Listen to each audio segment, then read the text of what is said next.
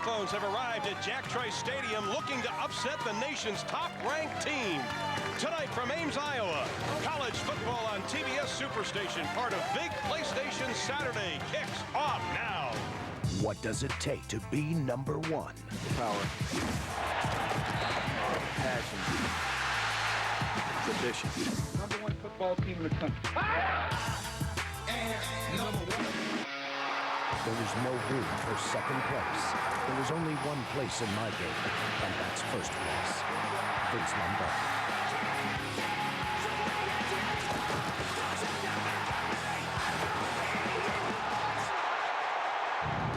It is a beautiful fall day in our nation's heartland, Ames, Iowa, and a sellout crowd has come to see if the Cyclones can do something they have never done before, and that is beat a #1 team.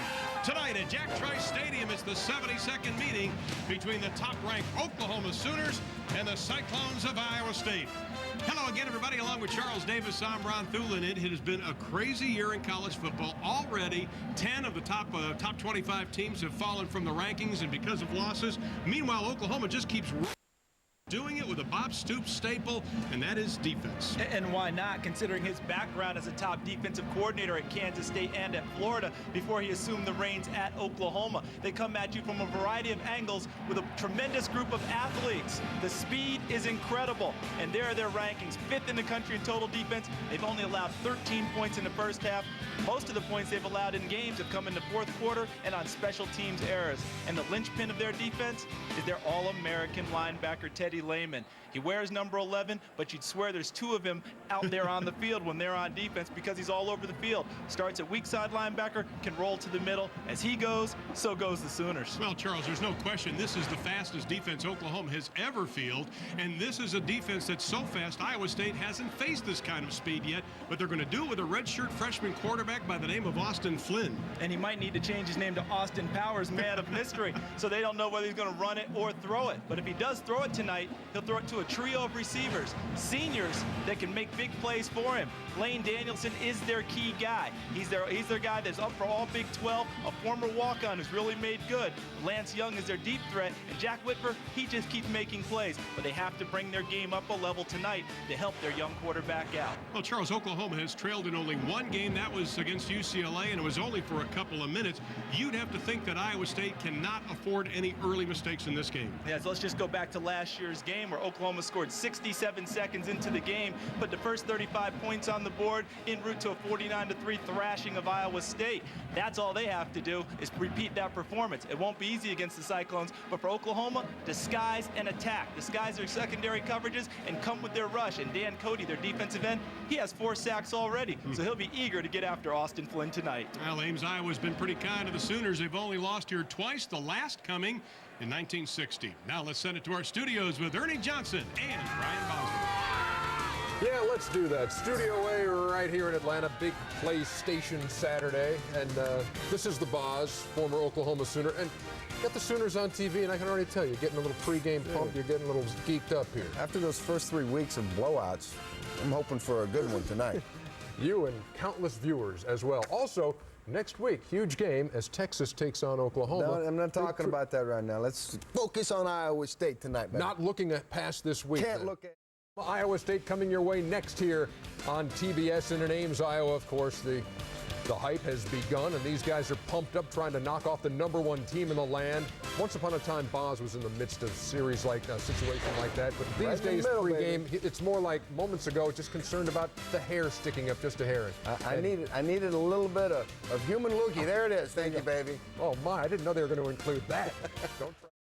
35,000 expected to be on hand at the Cage, better known as Jack Trice Stadium, a standing room only crowd on hand to see Iowa State and the Oklahoma Sooners. They have been #1 for 7 consecutive weeks, trying to add their 8th national title to their already very impressive resume down in Norman, Oklahoma. Iowa State is pumped. Dan McCarney said the pressure's on Oklahoma. Is it? Here's Bob Stoops with our Craig Sager. Well, every week we have upsets in college football, a stadium full of Iowa State fans hoping for one tonight. What have you done to keep your team from looking ahead and focus on the challenge tonight? There's nothing to look ahead to. This is what we've looked for. This is what we've prepared for. We're excited to play tonight. Any last-minute concerns? No, just want to play. All right, thanks a lot. Back to you, Ryan. All right, thanks very much, Craig Sager. Good look at Jack Trice Stadium. Absolutely perfect conditions. Game time temperatures in the 70s. There's Dan McCarney, 9th year at Iowa State, 2nd in longevity in the Big 12 to Bill Snyder, which is amazing. He's been part of turnarounds at Iowa and Wisconsin, but for the 50-year-old, the big turnaround was right here in Ames, Iowa.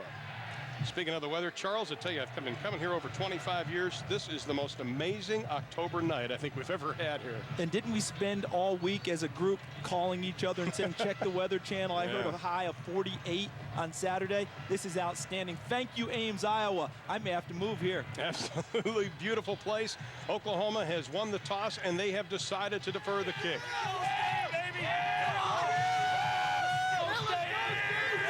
David Banks-Bursey, Ellis Hobbs III will be back for Iowa State.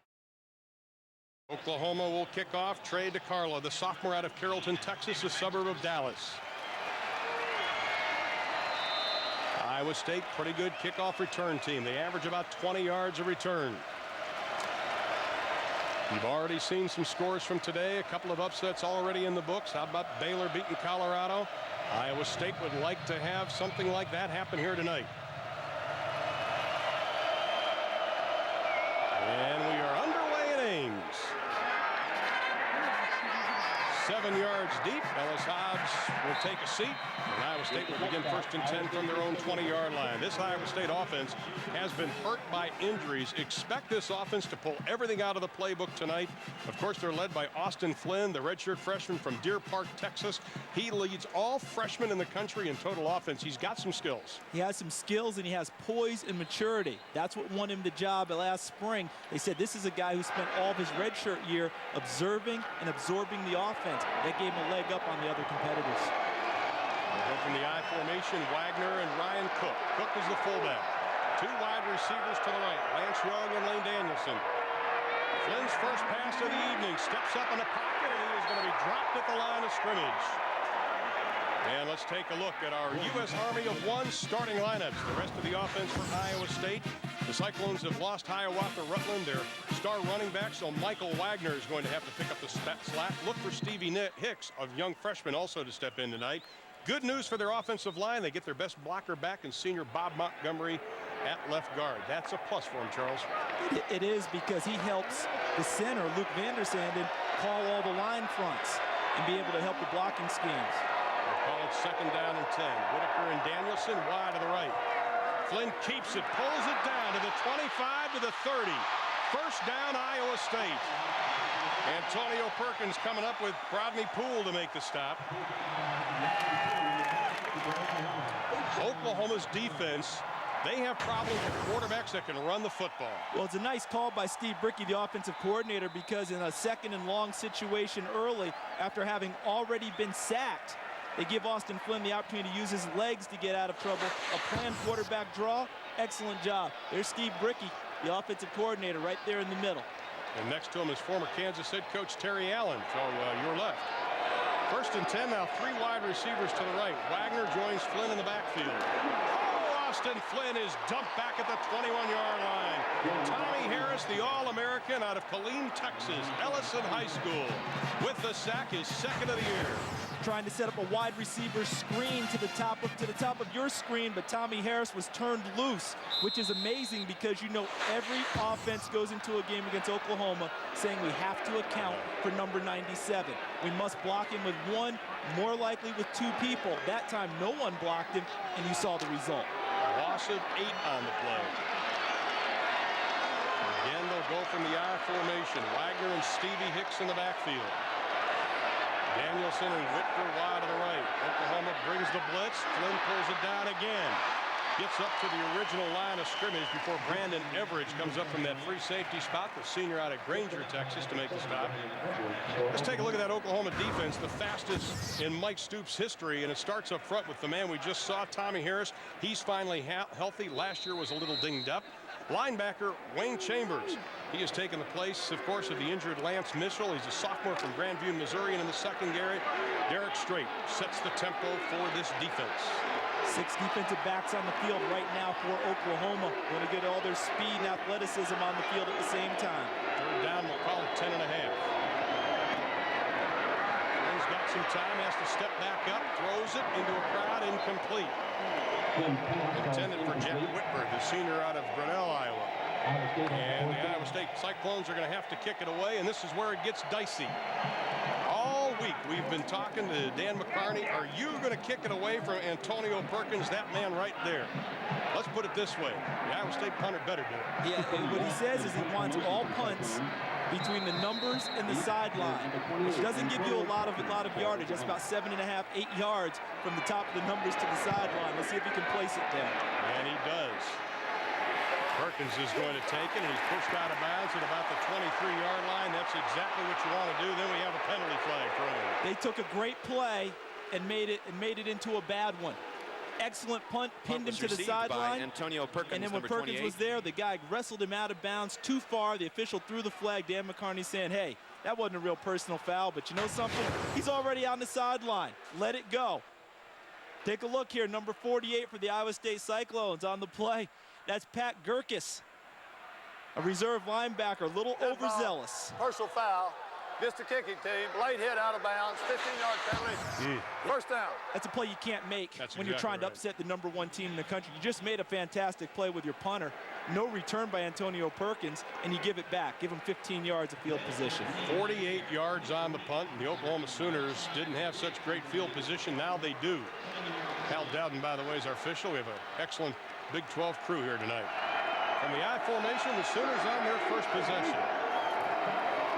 Works, big hole, kicks to the outside, gets up to midfield and across midfield down to about the 38-yard line.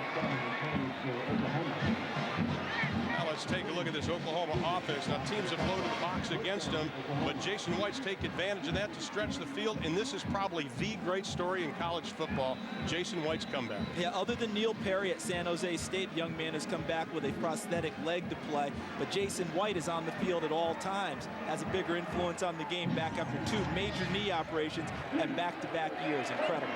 Pick up a 14 on the play. 1st and 10 for the Sooners. Quickly throws it out into the flat. Mark Clayton still on his feet, crosses the 45 down to about the 43-yard line. Nick Leaders, the sophomore out of Omaha, Nebraska, coming up with the first hit. Now let's take a look at the rest of that Oklahoma offense. The deep threat and wide receiver is Brandon Jones. He's the leading receiver, a great receiving crew. 6 can go deep. And on the line, the right side, probably the best in college football, led by a sophomore, Davin Joseph, at right guard. That right side with Jamal Brown and Davin Joseph, they are big and they are good, and they'll be playing on Sundays in a couple of years. Yeah, not to mention nasty. Yeah, they get after you when they block. White keeps it, throws, has a man open down at the 33-yard line. Another pass complete. Mark Clayton, the junior out of Arlington, Texas, on the reception, his 2nd of the game. And that Iowa State defense only allowing 310 yards a game. Jordan Karstens is out, did not even dress. He's their best player. So Nick Leaders needs to step up now on that line. At the linebacker spot, they have to help out. Middle linebacker Brandon Brown's got some pretty good instincts. And in the secondary, former running back Jermaine Billups. He's the playmaker on the defensive side of the football. But the Sooners are marching on their opening drive. 1st and 10 on the Iowa State 32-yard line. White, quick look-in pass. Pass is complete inside the 20 to Travis Wilson, the sophomore out of Carrollton, Texas. Brandon Brown on the stop. Pretty simple throw for Jason White because the receiver's uncovered. You notice no one over the top of Travis Wilson, number 4, in the coverage Iowa State had. That gave him a free release into the secondary. Easy pitch and catch from Jason White to Travis Wilson. That's John Skladany in your picture there, the Iowa State defensive coordinator and linebackers coach. A great guy to talk to and has done an excellent job with this defense. Right now they've got to put the brakes on an Oklahoma machine that's oiled. Ronaldo works left side. You can hear the pads popping as he gets down to the 12-yard line. Billups on the first hit. Has Oklahoma changed their philosophy on run and pass the last couple of years? They have, you know, and it's kind of fluctuated back and forth. When Bob Stoops first took over, they were more of a pass team, heavily in favor of pass. Mike Leach, the head coach of Texas Tech, was his offensive coordinator. He wanted to throw the ball all the time. Plus, the personnel dictated it, and they moved closer to a 50-50 ratio on run pass. Now they're back more with the pass because Jason White is so adept at throwing the football, and people are loading 9 people into the box against the run. Oklahoma has scored on their first possession in the previous 4 games this year. This time, Works is going to be stacked up right at the 10-yard line. He'll lose, maybe gain about a half a yard on the play. Nick Mosier, the sophomore out of Fort Dodge, Iowa, coming up to make the stop. That'll bring up a 3rd down play. Oklahoma bringing in Mark Clayton, also checking in Lance Donnelly, the tight end. They're taking the fullback out. Looks like they're trying to go with a 1-back type of a set, maybe 4 receivers. 3 wide receivers and a tight end. And Works joins Jason White in the backfield. White, penalty flag is thrown. Pass is complete. Nope, no play, they're saying. Did they get the snap off? I don't know if they did. Jawan Rankins was the receiver. Let's listen to Hal Dowden, see what he has to say. Prior to the snap, false start on the offense, 5-yard penalty, still 3rd down.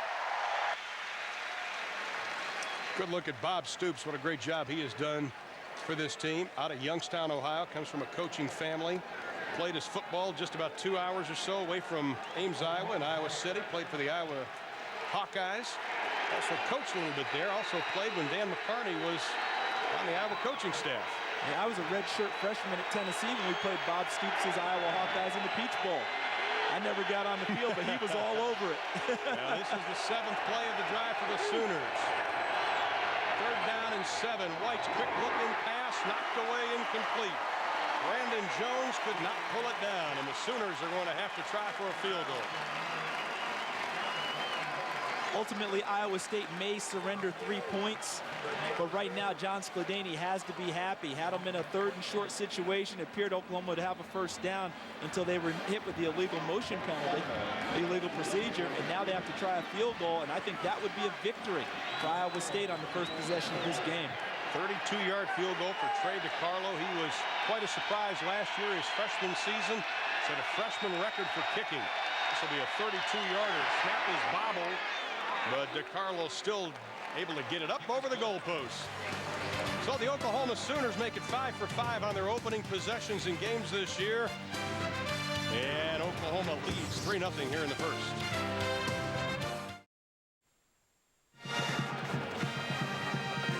Texas has already beaten Kansas State today in Austin. Next week, the big showdown in Dallas.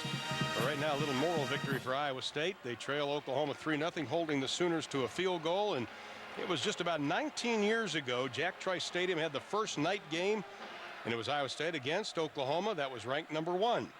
Oklahoma won that game 12-10. There's Jordan Karstens on the sideline, their big defensive lineman. Big loss, though, in not having Big Karstens in there. Huge loss, not just because of his stellar play, but his leadership and his ability. Jordan Karstens, the big fella right there. He will be missed tonight on the field. Banks, Bursey, and Hobbs in the backfield. Banks, Bursey from about the 3. He's got some running room. He runs into a stack of white jerseys, and he'll be dumped at the 17-yard line. You know, this Iowa State team, they had a string of 1,000-yard rushers when Dan McCarney first got here, and it seemed like last year they got away from what Dan wanted to do here at Iowa State. Nothing against Seneca Wallace, but because he had so many tools, they got away from that run-first type philosophy, didn't they? They did, and the offensive line, for whatever reason, was never able to put together the drive blocking that they were known for previously.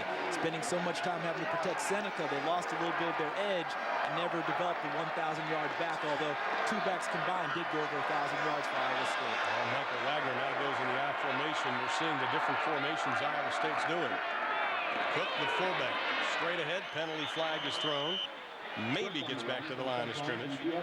That play was simply a tendency breaker by Iowa State to run the fullback. That's the 5th carry all year for Ryan Cook. Not a big part of their ground game, much more of a blocker. Offsides on the defense, be a 5-yard penalty, repeat 1st down. Let's check in with Ernie Johnson. EJ. Hey, thank you, Ron. You and Charles may have heard a roar coming from about 137 miles away in the direction of Iowa City, where the Hawkeyes knocked off Michigan today. The final 30-27. Hawkeyes are 5-1. Nathan Chandler hitting Ramon Ochoa right there as they knock off number 9 Michigan. Ron. Wow. I'll tell you what, even the fans here, though, cheered when they saw that score come up. A little state pride. Austin Flynn's pass is complete up to the 38-yard line. Jack Whitver fights his way over the 40. Antonio Perkins on the coverage. Charles, you mentioned something during our open that receivers last year's game caught only one pass. Yeah, one pass for the whole game. But watch Jack Whitver run the deep dig pattern. And against Oklahoma, that's a pattern that will be open. A 19-yard gain, great connection. And the best part is Jack Whitver helping out his young quarterback, making a difficult catch despite good coverage by Antonio Perkins. Against Oklahoma's zone blitzes, that's a route that we'll see most of the night. Now Cook and Wagner again in the eye. Flynn keeps it, and Oklahoma's quick defense there to pursue it.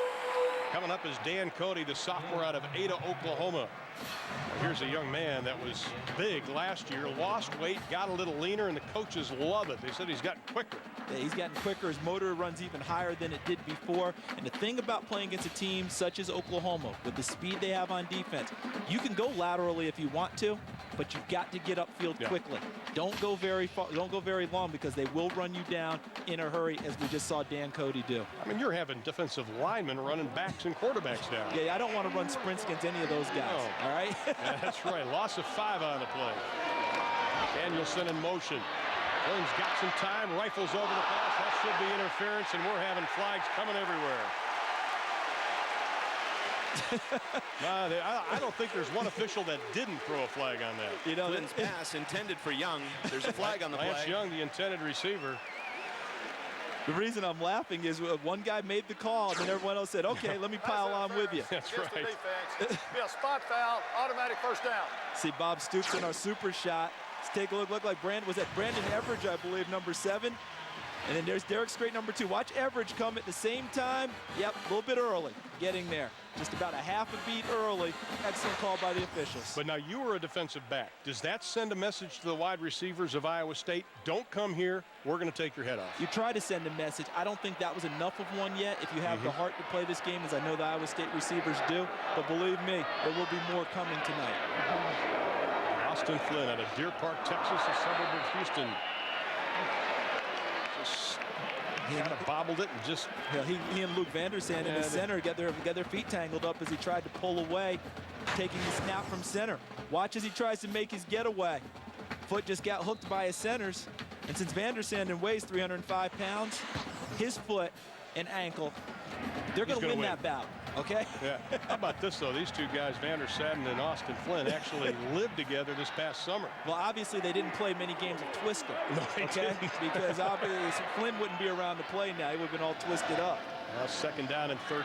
Flynn seeing that speed again. That's what we talked about. Look how many white jerseys are around Flynn. Jonathan Jackson, Dusty Dvoracek, everybody in a white jersey got in on that one. And number 94, Dusty Dvoracek, forced this play because he shot the gap. Watch Dvoracek on the inside. See, he gets to Flynn right away, number 94. That throws off all the timing of the play. That allows Jackson, 49, Lehman, number 11, 93, Corey Klein, the rest of the guys to clean up. There's Jackie Shipp, the defensive line coach, talking to Dusty Dvoracek on the sideline. Excellent play by big number 94. And that brings up a 3rd down and long. 3rd and 15 for Iowa State. The Sooners lead 3-0. 5.5 to play here in quarter number 1. Danielson cutting across the middle. Flynn's running for his life, and he throws it into the cheap seats. Teddy Lehman coming in from that linebacker spot. And one thing about Oklahoma, when they fall into what they like to call almost a 4-2 defense, they will bring people from everywhere. And they're playing it really as their base defense now. Pasha Jackson, their other outside linebacker, not getting on the field as often now because Oklahoma's using 5 and 6 defensive backs with a 4-2 look. And on that last play, the rush was good, but the secondary coverage was excellent. He had nowhere to go with the football. Well, Tony Yelk, not quite that good of a punt. Perkins does get it, ball's down. Let's see who's got it. The officials are saying the Sooners have it. Eric Bassey's the one who recovered it. Boy, that was dangerous, but Oklahoma gets a break.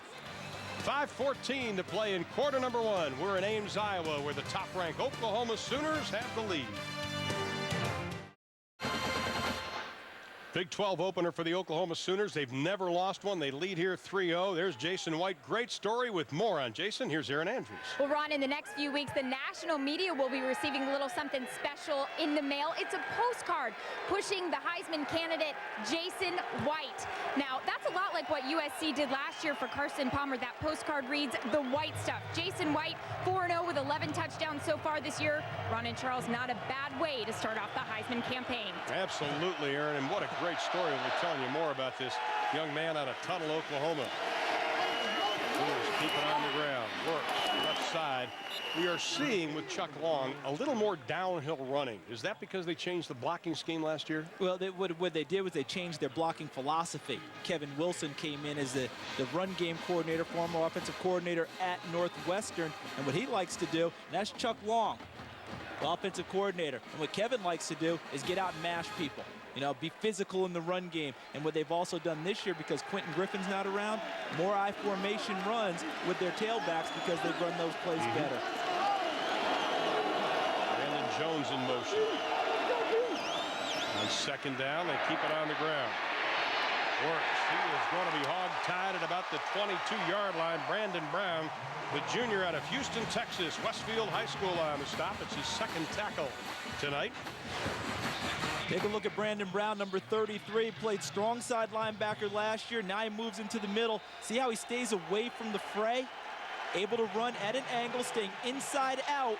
Makes a nice wrap up on Ronaldo Works. Excellent play by the linebacker, Brandon Brown. One thing you can always count on when you come to Ames, Iowa, they're 8-1 in night games under Dan McCarney, but this is a team that plays hard on defense every down. And now the Sooners facing third down. We'll call it about 6. Jason White says he wants to talk about it.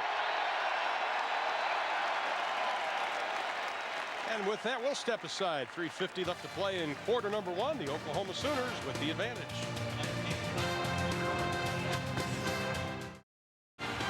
Sooners facing third down and 6.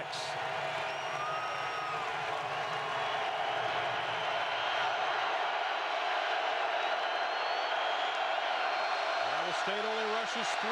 White's pass tipped incomplete. Intended for Mark Clayton. Great case of Iowa State dropping a defensive lineman. John Skildany ran him back. What they did, John Skildany spent the offseason visiting with the Tampa Bay Buccaneers defensive staff. And what they put in was some cover 2 looks. Brandon Brown, number 33 right there, that's called a cover 2 Mike. Middle linebacker running back into the middle of the zone, looking up the receivers, crossing and cutting. Nowhere to go with the football for Jason White. I'd say that's an offseason well spent for John Skildany. Blake Ferguson having an outstanding year kicking the football for the Sooners. Todd Miller standing back on his 30-yard line. Miller's got some room. Penalty flag is thrown as he gets cold-cocked at the 35. 50 yards on the punt, 7 on the return, but we have a flag. Wow, J.D. Runnels doesn't just play offense for Oklahoma. There is a flag on the play. No,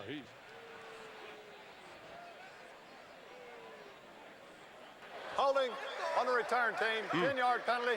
First down. Now that's 2 special team mistakes for Iowa State, and Dan McCarney's not going to stand for that, I don't think. Not going to be happy, but it's a normal thing in kick situations. See right there, there's your clip. Going downfield, easy call for the officials, wide open, right in the middle of the field. Couldn't have missed it if they tried. That's Ellis Hobbs, number 11. Their starting cornerback, who's played so well for them this year, a native of DeSoto, Texas. I went to school with 4 guys from DeSoto. Hey, the DeSoto Eagles, they turn out some talent. Some players. You can see the total yards. Believe it or not, Iowa State winning that battle. But that's been a problem for Iowa State this year. They put up numbers, but no points. Flynn trying to get away, and he's not going to be able to. Another penalty flag is thrown as Flynn is sacked back to the 15-yard line. That'll be the 2nd sack of the night for this Sooner defense. Tommy Harris once again flushing Austin Flynn right into Larry Burdine, number 92. A lot of scrambling around. Let's see what the call is.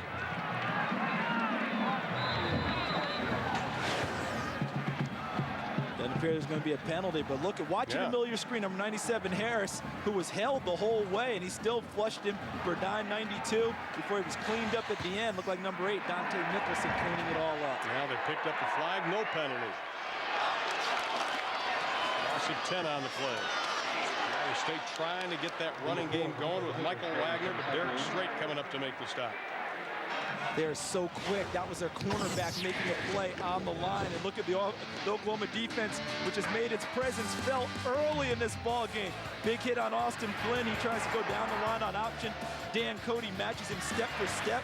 Dusty Dvoracek, number 94, helping with another big play. And here, look at the pressure due to great coverage downfield. Austin Flynn taking another hit from the All-American, Tommy Harris. And once again, they're facing 3rd down and long. 3rd and 20. Flynn trying to get away. Gets a block. Scrambling over the line of scrimmage, and he'll get back to the original line of scrimmage. Brandon Everidge coming up from that free safety spot to submarine him down.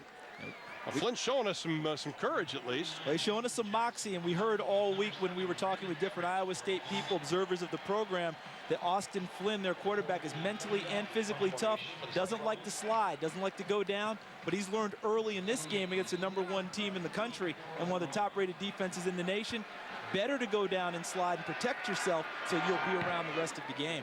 Perkins back, and this time they kick right to him. Right in the middle of the field. Look out. But Iowa State does a tremendous job. Lane Danielson on the stop. 37 yards on the punt, only 1 on the return. See them, Nebraska may very well be in the top 10. Absolutely. From the shotgun, White throws over the middle. Nice defensive job by the Cyclones. Jermaine Billups getting a hand on that ball that was intended for Lance Donnelly, the big tight end. Great job of coverage by number 6, Jermaine Billups. There he is. Watch him getting underneath Lance Donnelly. Looked like they were playing almost quarters coverage. You know, a lot of people say, hey, maybe he had a little bit on the back there. I don't think he got a grab of cloth. I think he had an arm in the back of Lance Donnelly. No call, and I think it was good no call by the officials. I think Bob wanted to call, but he's an ex-DB. He knows how that game is played. Well, you know, he's not DB now. He's a head coach. Yeah. Penalty flag is thrown as Works on the carry. Cephas Johnson on the stop, and I think that's going to be holding against Oklahoma. It looked like Wes Sims may have gotten a little bit of jersey and arm and body and everything else. Good call, partner. You know what I'm finding interesting early in the game is that when Oklahoma tries to run wide, and watch in the middle, there's the hold right there, number 60, Wes Sims, their starting tackle. When Oklahoma's trying to run wide, Iowa State is actually matching them defensively. And I'm not saying step for step, but they're able to run down plays because John Skladany has done a good job of covering gaps with zone dogs, as he calls them, or zone blitzes, to be able to fill the run gaps. Oklahoma may go back. You may see Chuck Long try and go more downhill running and get up into the line quicker so that they don't have a chance to chase them down. I think Jack Spates, the wrestling coach at OU, saw the way Wes Sims had that takedown. He wants to get him on the map. Bobby Douglas, the wrestling coach at Iowa State, he's saying, well, you know, I can teach him a few things too. Right, Oklahoma 0 for 2 on 3rd down tonight. White looking, has time, throws it out on the flat, pass is complete, but it'll be well short of the 1st down. J.D. Runnels out of Midwest City's Carl Albert High School on the reception, Moser on the stop. Again, great coverage in the secondary by John Skladany's crew. The cover 2 look, 2 safeties deep on the hash marks, corners rolled up, trying to jam receivers and falling back into coverage. Also using your linebackers to run down the middle of the field to take away the gaps in between. Nowhere to go with the ball there for Jason White. Blake Ferguson, who went from a 3-step approach to a 2-step approach after having punts blocked earlier in the year. Standing back at his 30. Todd Miller on his 10. High spirally kick. Miller 15 and steps out of bounds at the 17. 41 yards on the punt. Believe it or not, the NBA returns to TNT on Thursday, October 16th at 10 o'clock Eastern as LeBron James and the Cavs take on Shaq and the new-look Lakers. That'll be coming up at 10 o'clock Eastern time on October 16th. Karl Malone, Gary Payton. Ooh, you gotta love it. Trying to work them all together, and I have a feeling that that Los Angeles team will be a better second-half team as these guys find their way and mesh and try and figure things out, because some guys will have to give up a few shots, won't they? Look at the total yards for the game. Oklahoma's ahead of that. Iowa State hanging tough on defense thus far. 1st and 10, ball on the 16. Wagner breaks through, still on his feet across the 30 up to the 31-yard line. Dante Nicholson on the stop.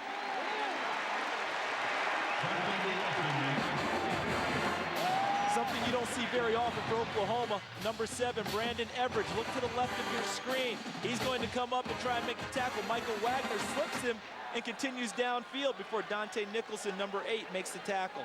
Brandon Everidge is an All-American safety. He hasn't missed very many of those. And Michael Wagner made a big-time move in order to avoid him. On the last 11 games, Iowa State's had only one 100-yard rusher. That was Wagner this year versus Ohio. That was a pickup of 15. Flynn, pass almost picked off. Teddy Lehman had it in his hands and had his sights on the interception, which would have been his 2nd of the year.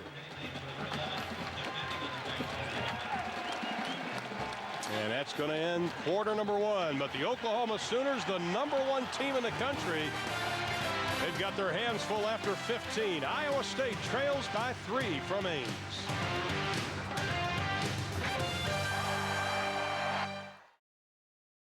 Oklahoma Sooners leading Iowa State 3-0 along with Charles Davis, Craig Sager, and Aaron Andrews. I'm Ron Poulin on an absolutely spectacular October night for football. Iowa State only 34 total yards in that opening quarter, now facing 2nd and 10 from their own 31-yard line.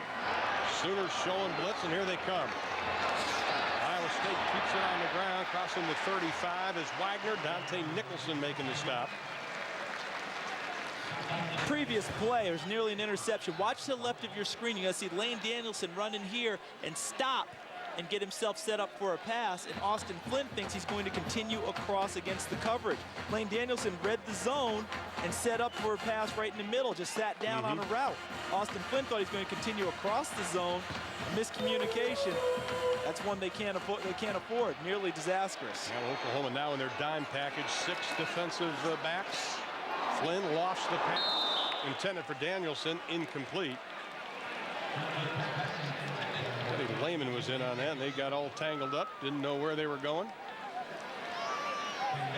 Here they had 3 people in the area where Lane Danielson was. There's Teddy Lehman trying to bump Danielson off his route, knocks himself to the ground. But look at the coverage there. Derek Strait dropping, and Brandon Everidge coming from the deep secondary over the top. Penalty flag is thrown, and they're going to fake the punt. Iowa State is going to get the first down pending the flag. Up over the 45 to the 46-yard line. Nick Mosier on the reception. Great call by Dan McCarney, but if they get a penalty and waste their Phantom Raider, that would be disastrous for them. Well, it's going to be against Iowa State. You can see it sure doesn't look good, does it? No. He says, we called that play. You know, you talk about gutsy calls. How about Bob Stoops doing the same thing in that Alabama game? He rolls the dice. Dan McCarney does it right back to him. Now the officials are really having a powwow on this. We smell coffee perking and fresh bread. You see Dan McCarney in our super shot. It's almost like basketball, isn't it, where they say teams that press a lot hate to be pressed. About teams that fake punts and all that. Legal procedure. Oh.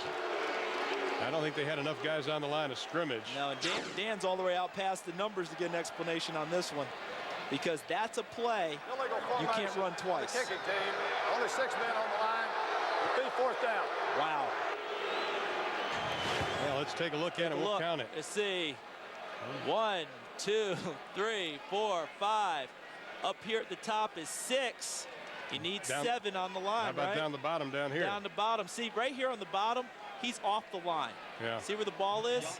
He's off the line. Needs to be on in order to give them 7. You have to know your formations. Because if you don't know your formations, that's what gets you in trouble. A legal procedure on a big play for them would have kept the ball and had great field position. Now they have to punt it away to Oklahoma. 3 special teams mistakes for Iowa State so far today.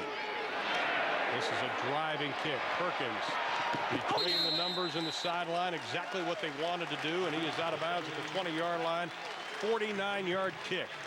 Perfect kick, Tony Yelt. Welcome back from your knee injury.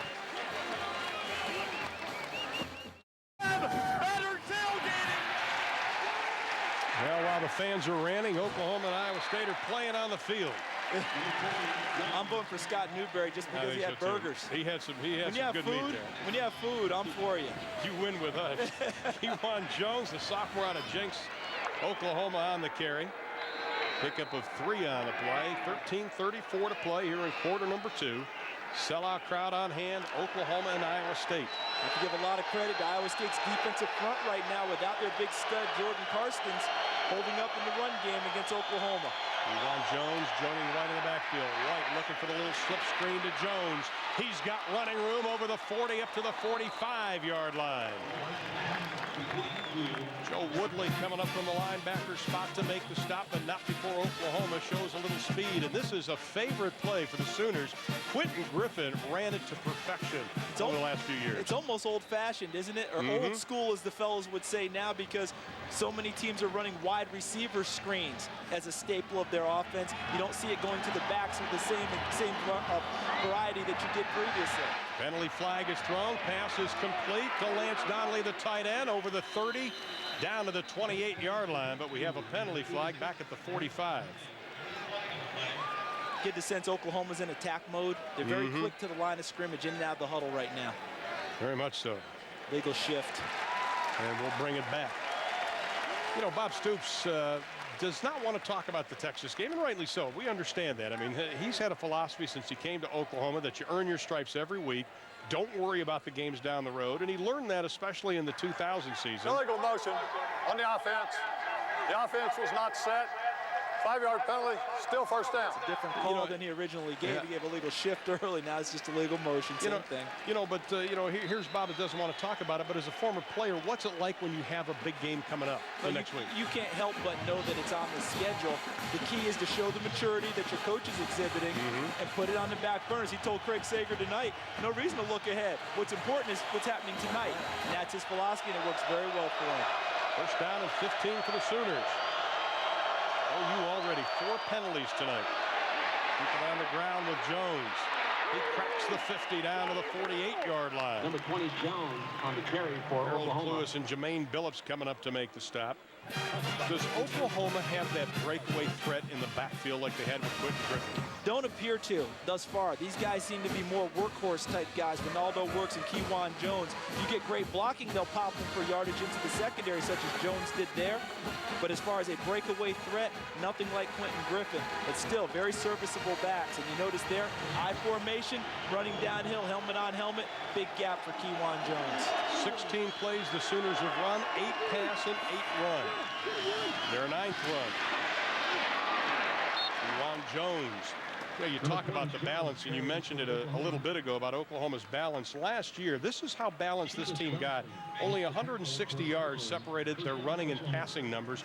That's what Bob Stoops wanted to do early on at Oklahoma. He had to throw. And here's a great stat on their offense. That's what you're talking about right there, 50% both ways. But look at 1999 right there.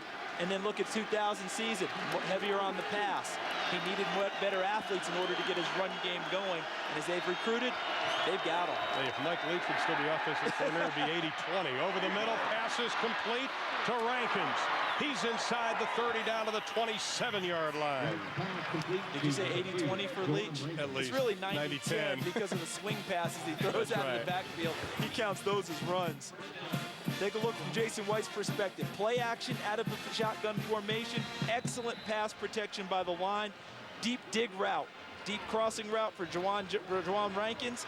Nice catch. Makes the first guy miss before Mark Timmons, their steadiest cover guy in the secondary, makes the tackle. Another first down for the Sooners. Got a chance to see Jason White's arm. They keep it on the ground. Juwan Jones, nothing doing.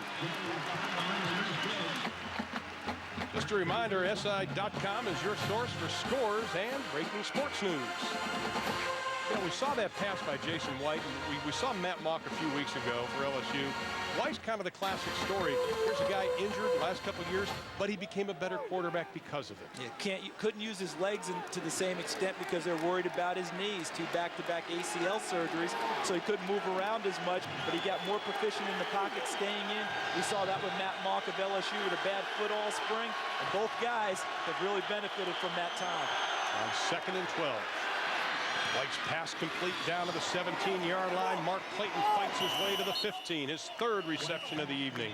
Clayton, the junior out of Arlington, Texas, That was a great example of this OU receiving core, the way Clayton uses his body to get the ball. Yeah, able to use his body to frame a nice target for his quarterback and shield off the defensive backs. But Jason White, going back to him, you talk about him, using the spring because he's coming back from the injuries. He told us when we talked to him, now I read all my progressions as opposed to 1 or 2 reads and then taking off out of the pocket. That's right. Pick up a 13 on the play. Runnels and Jones in the backfield. White keeps it. Scrambling, throwing, passes complete to the 5. Touchdown, Jawan Rankins.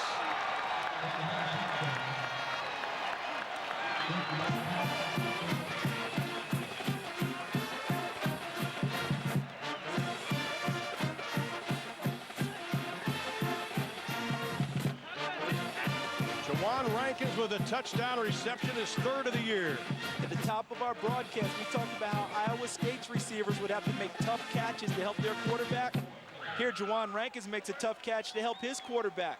Absorbs 2 hits and gets into the end zone for the first touchdown of the game. Trey DeCarlo on for the extra point. He's only missed 1 this year, and he hits the goal post. That's his 2nd miss.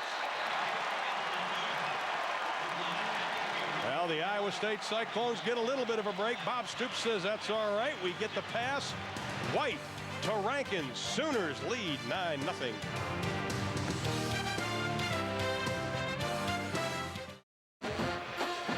Jason White's 12th touchdown pass of the year against his 3 interceptions goes to Jawan Rankins, the sophomore out of Windsor, North Carolina.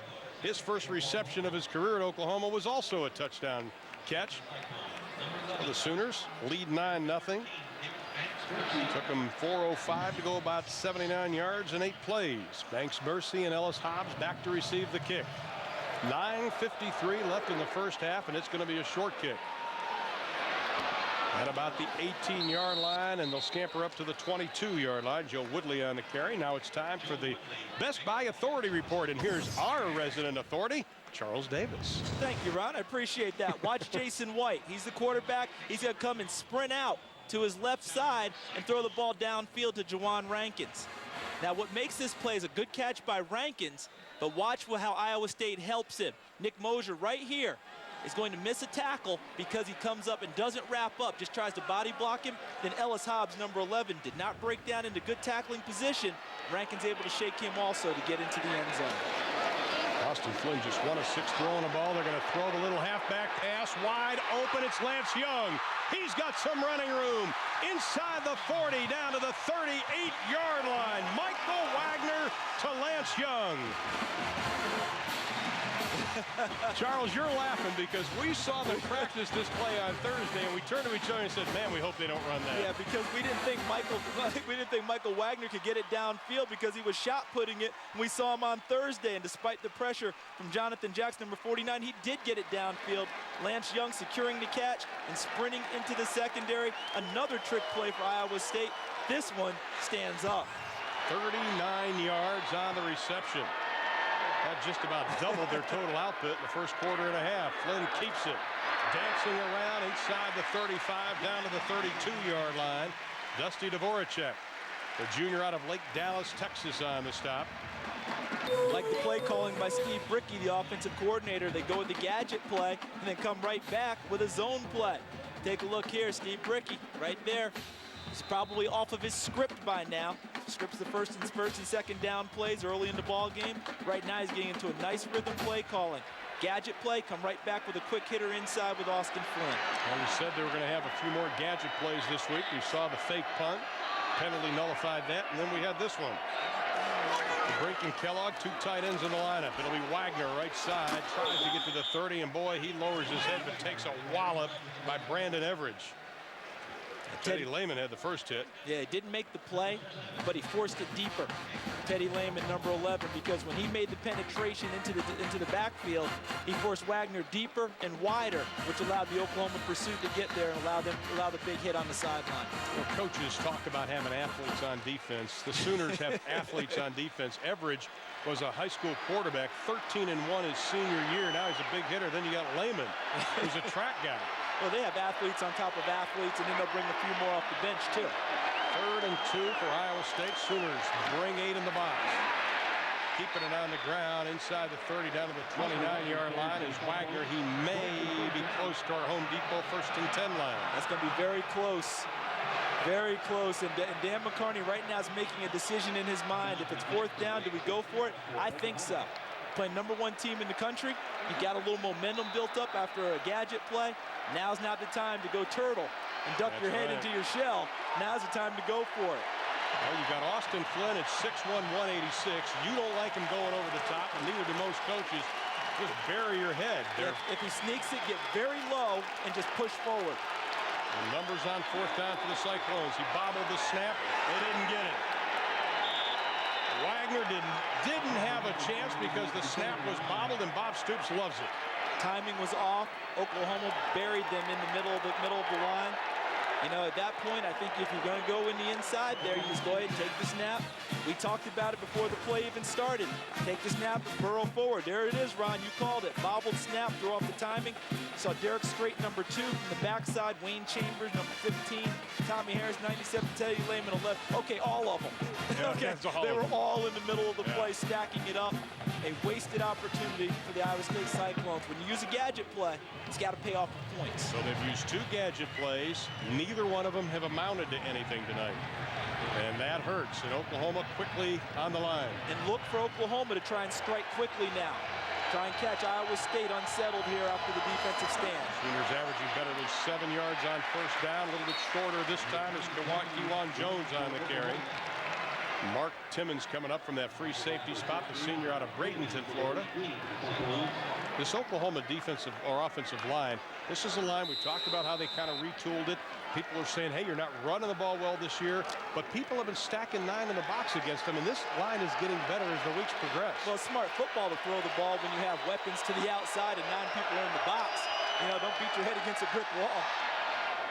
White's pass is incomplete. Let's check in our studios in Atlanta with a little USC update. Hey, Boz delivered a couple of those in his day as Oklahoma calls a timeout. We had a block like this last year here at Iowa State on Seneca Wallace's great run. There was a block just like that. In fact, it was made by Michael Wagner. Timeout on the field. Sooners lead. Oklahoma facing 3rd down and 7. They are 0 for 3 on 3rd downs tonight. Trips to the top of your screen, 3 wide receivers. 3-man rush by the Cyclones. White, plenty of time, throws it underneath, passes complete, 1st down, Oklahoma goes loose! And I think the Sooners may have gotten it back. Boy, good play by Nick Mosier, #9, the former quarterback and safety. Made the tackle, stripped the ball out, gave Iowa State an opportunity to get the football. They didn't get it, but what a good job because he didn't just try and make the tackle. Tried to make a tackle and a big play. See right there, Will People. See, now watch Mosier, #9, digging, reaching. See him grab it out of there. The ball gets free, but Oklahoma again on the spot. Is that Brandon Jones? Brandon Jones, #81. Good play. That's what they have to continue to do tonight, right. Iowa State. Closing in on 7 minutes left in the 1st half. Sooners with the football, leading 9-0.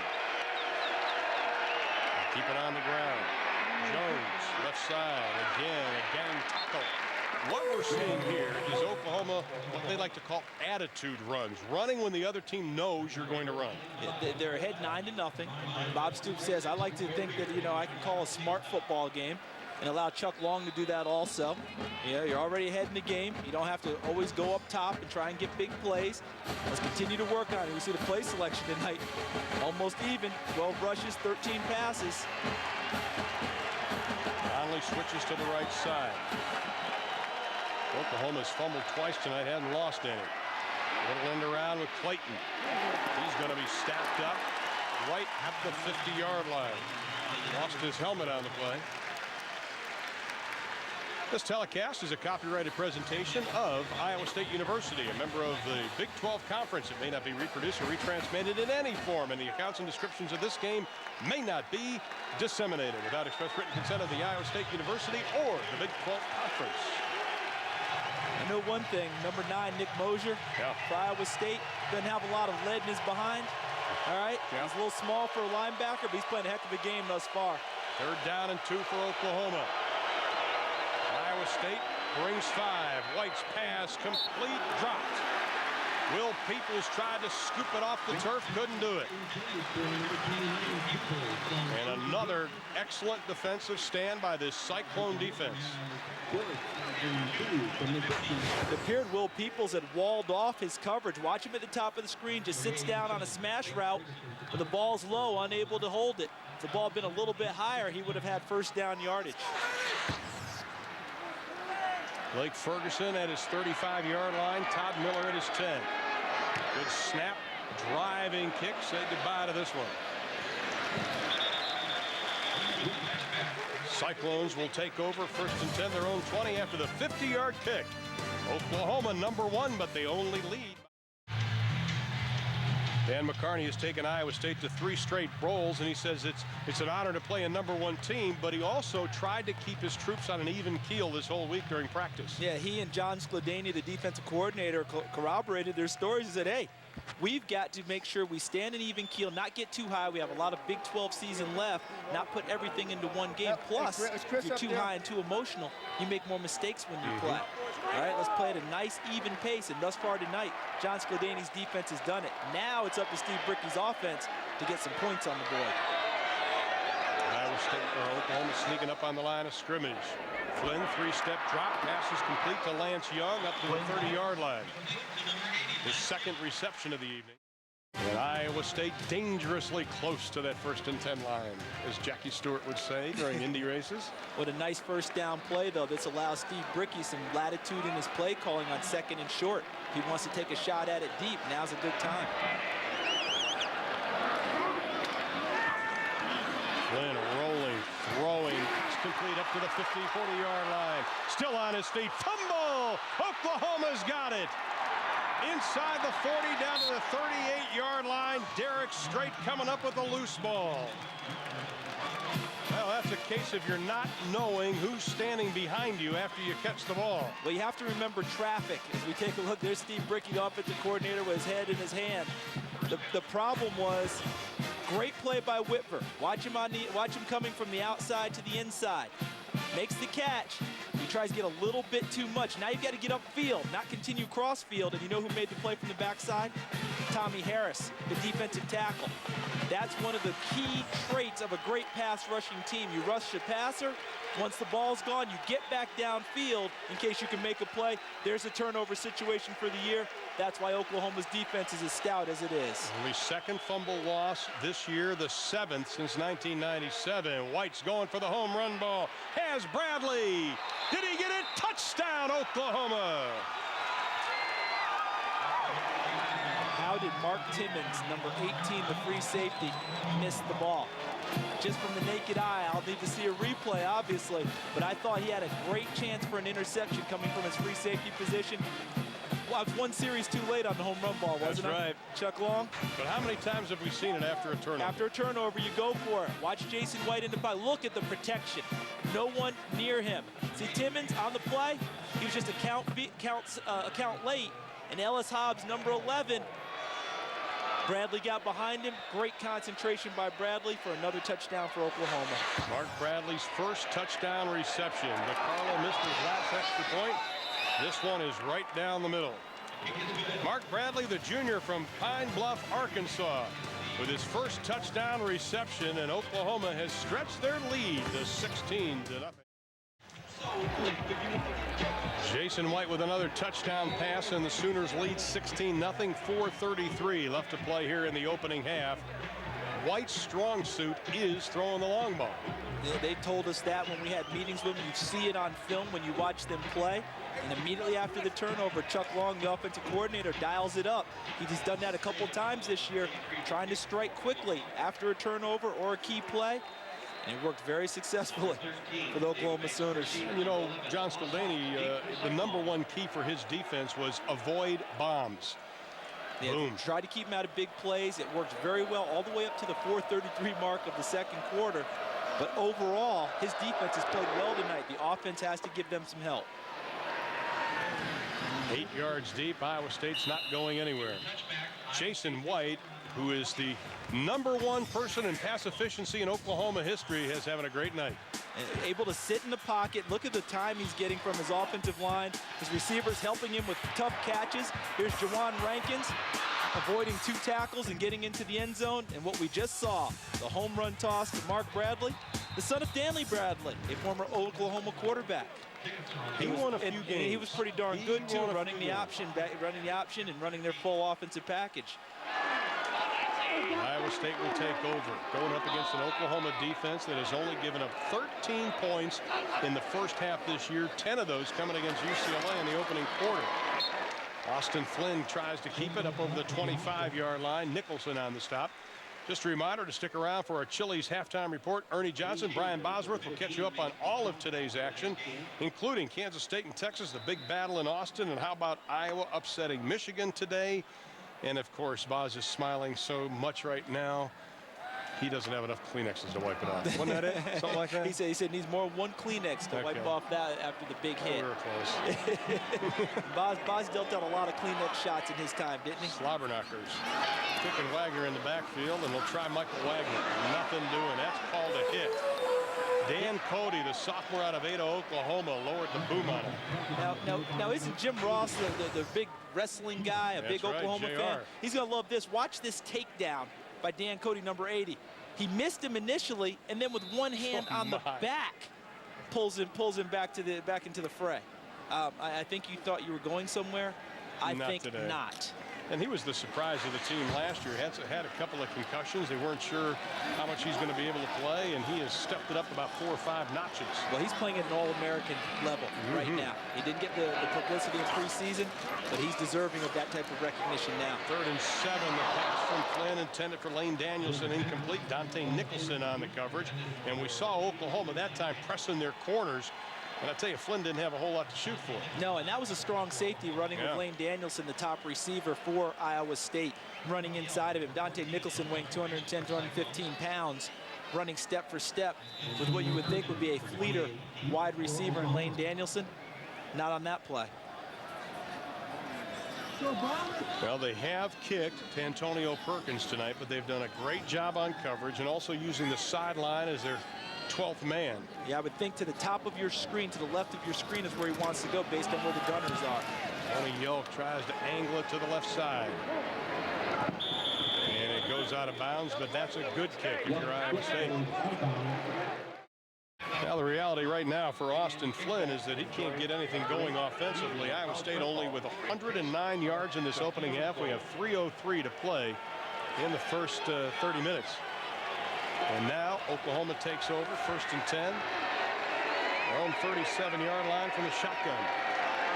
Mason White throws a little slip screen, works, has some running room, 1st down and then some.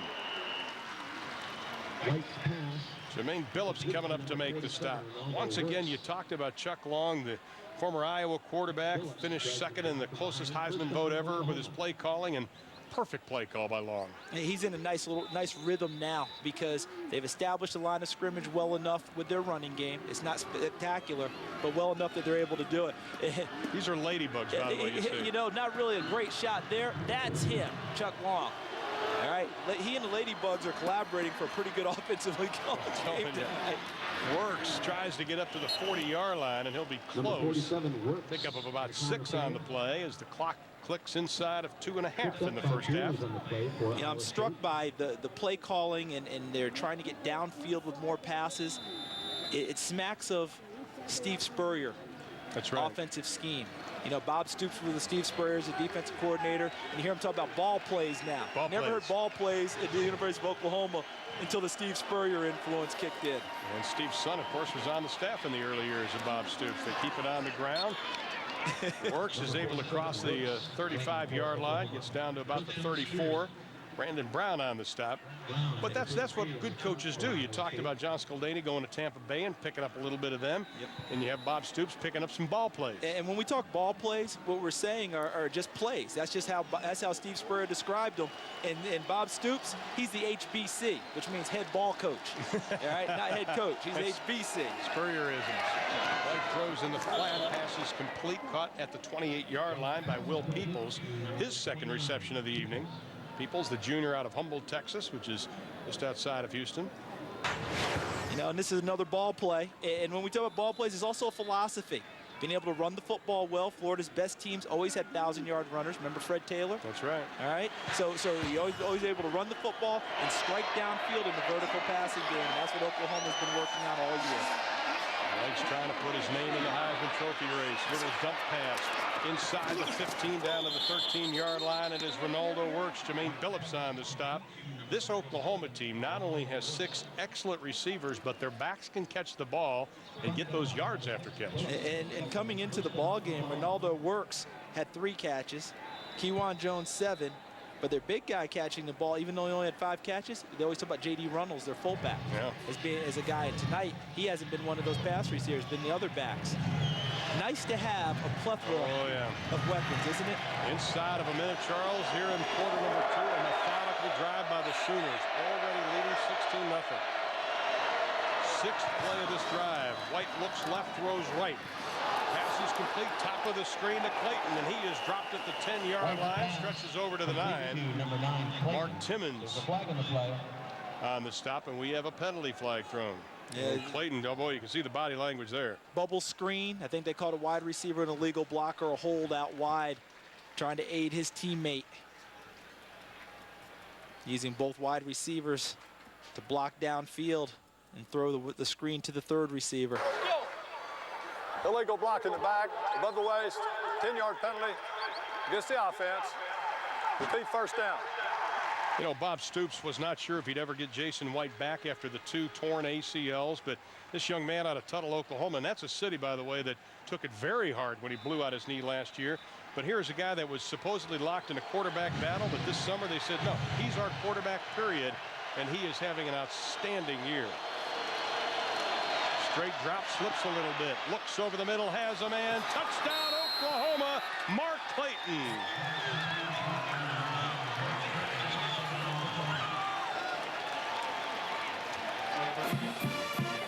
Fourth catch of the night for Clayton, his first touchdown reception this evening. The pass blocking was so good by the offensive line, it allowed Jason White to slip, gather himself, and still deliver a strike with no one in his face. Watch the big guys up front. They formed the pocket. See White slip? He stepped up, delivered the ball long before anyone from Iowa State could get to him. Plenty of time for Mark Clayton to run the route into the secondary. Touchdown, and now the Sooners will go for 2. Well, DeCarlo missed that extra point after their first touchdown, and now Iowa State's going to call a timeout with 28 seconds left. Now, you're going to look at the score and say, OU is just really whipping up on them, and you look at the yardage, and they are. But John Scoldeny's defense, up until that 4:33 mark here of the second, they were going toe-to-toe and just slugging it out on defense. Well, they did a good job of stopping Oklahoma without big plays and big points. You know, field goal on the first drive. You know, even when they scored the first touchdown, missed extra point, allowed them to hang in there. They went about 3 or 4 possessions where Oklahoma didn't score at all. Excellent job, but they didn't get the help they needed from their offense, both in terms of long drives and lack of points. And you know, you can only hold in there so long against the offense of Oklahoma without getting some help from the other side of the ball. Versus top-ranked teams. They've lost to Oklahoma 5 times when they're number 1 and Nebraska 4 times when they're number 1. It's telling that it's always been conference opponents that's been number 1, but this 2-point conversion, partner, is very important for Iowa State. They need some kind of a lift going into the locker room at halftime. If they could knock this down or stop it, that would really help their attitude going into the half. Works in motion way on the left side. It's tipped, knocked down, then it's incomplete. Yeah, we have a penalty flag. Well, it looked like there was one thrown, no penalty flag. Probably bugs. Now we hear about Jason White and what a special individual he is, and Bob Stoops has been not only a coach to him but also a friend, and he knows his quarterback is special. I told him in the first game, Jason, this isn't about you. We're a strong team around you. All you got to do is do your part. You don't need to do anything else, nothing super. Just play your part, and there's a great team around you to support you. And I think he realizes that now, and he's more comfortable and relaxed, and he's playing in a great way. And he's a big reason why we're playing so well. But I like to see him enjoying it. Here's Aaron Andrews. Aaron? Well, Ron, you and Charles have been talking all night about OU's O-line. Jason White knows how important that O-line is. He treats them to dinner every Thursday night. He told us he likes to pick the buffet places, especially when you have to feed a guy like Wes Sims, who Jason told us eats about everything and anything. He also says whenever they walk into a restaurant, there's an announcement over the intercom trying to let those employees know OU's O-line is here and they mean business. Aaron, that's great stuff. That code that they're sending out is get more delivery trucks with food in here now. Now the little pooch kick. Looks like Noah Allen on the carry with 24 seconds left. Take that back. David Banks-Percy on the catch as Oklahoma pooch kicks it again. And I think we've got about 8 million ladybugs. I mean, it's almost hard. It looks like it's raining. I think that's why you thought there was a flag on the last play. I think we thought there were a collection of bugs. But, you know, going back to Aaron's story about the buffet lines, could you imagine being the owner, a proprietor of one of those places, and you see those big guys come in? What you hope is they come in once and then give you about a month off so you can restock. There you go. Well, the Golden Corral in Norman, Oklahoma probably is loading up on beef right now. Well, Iowa State has 24 seconds to work with. They kept it a close game until just about 4 minutes ago. Instead of sitting on it, Flynn's going to go for it. Tucks the ball, gets up to the 30s, got some running room. To midfield, being chased down from behind as he crosses the 45 down to the 43-yard line.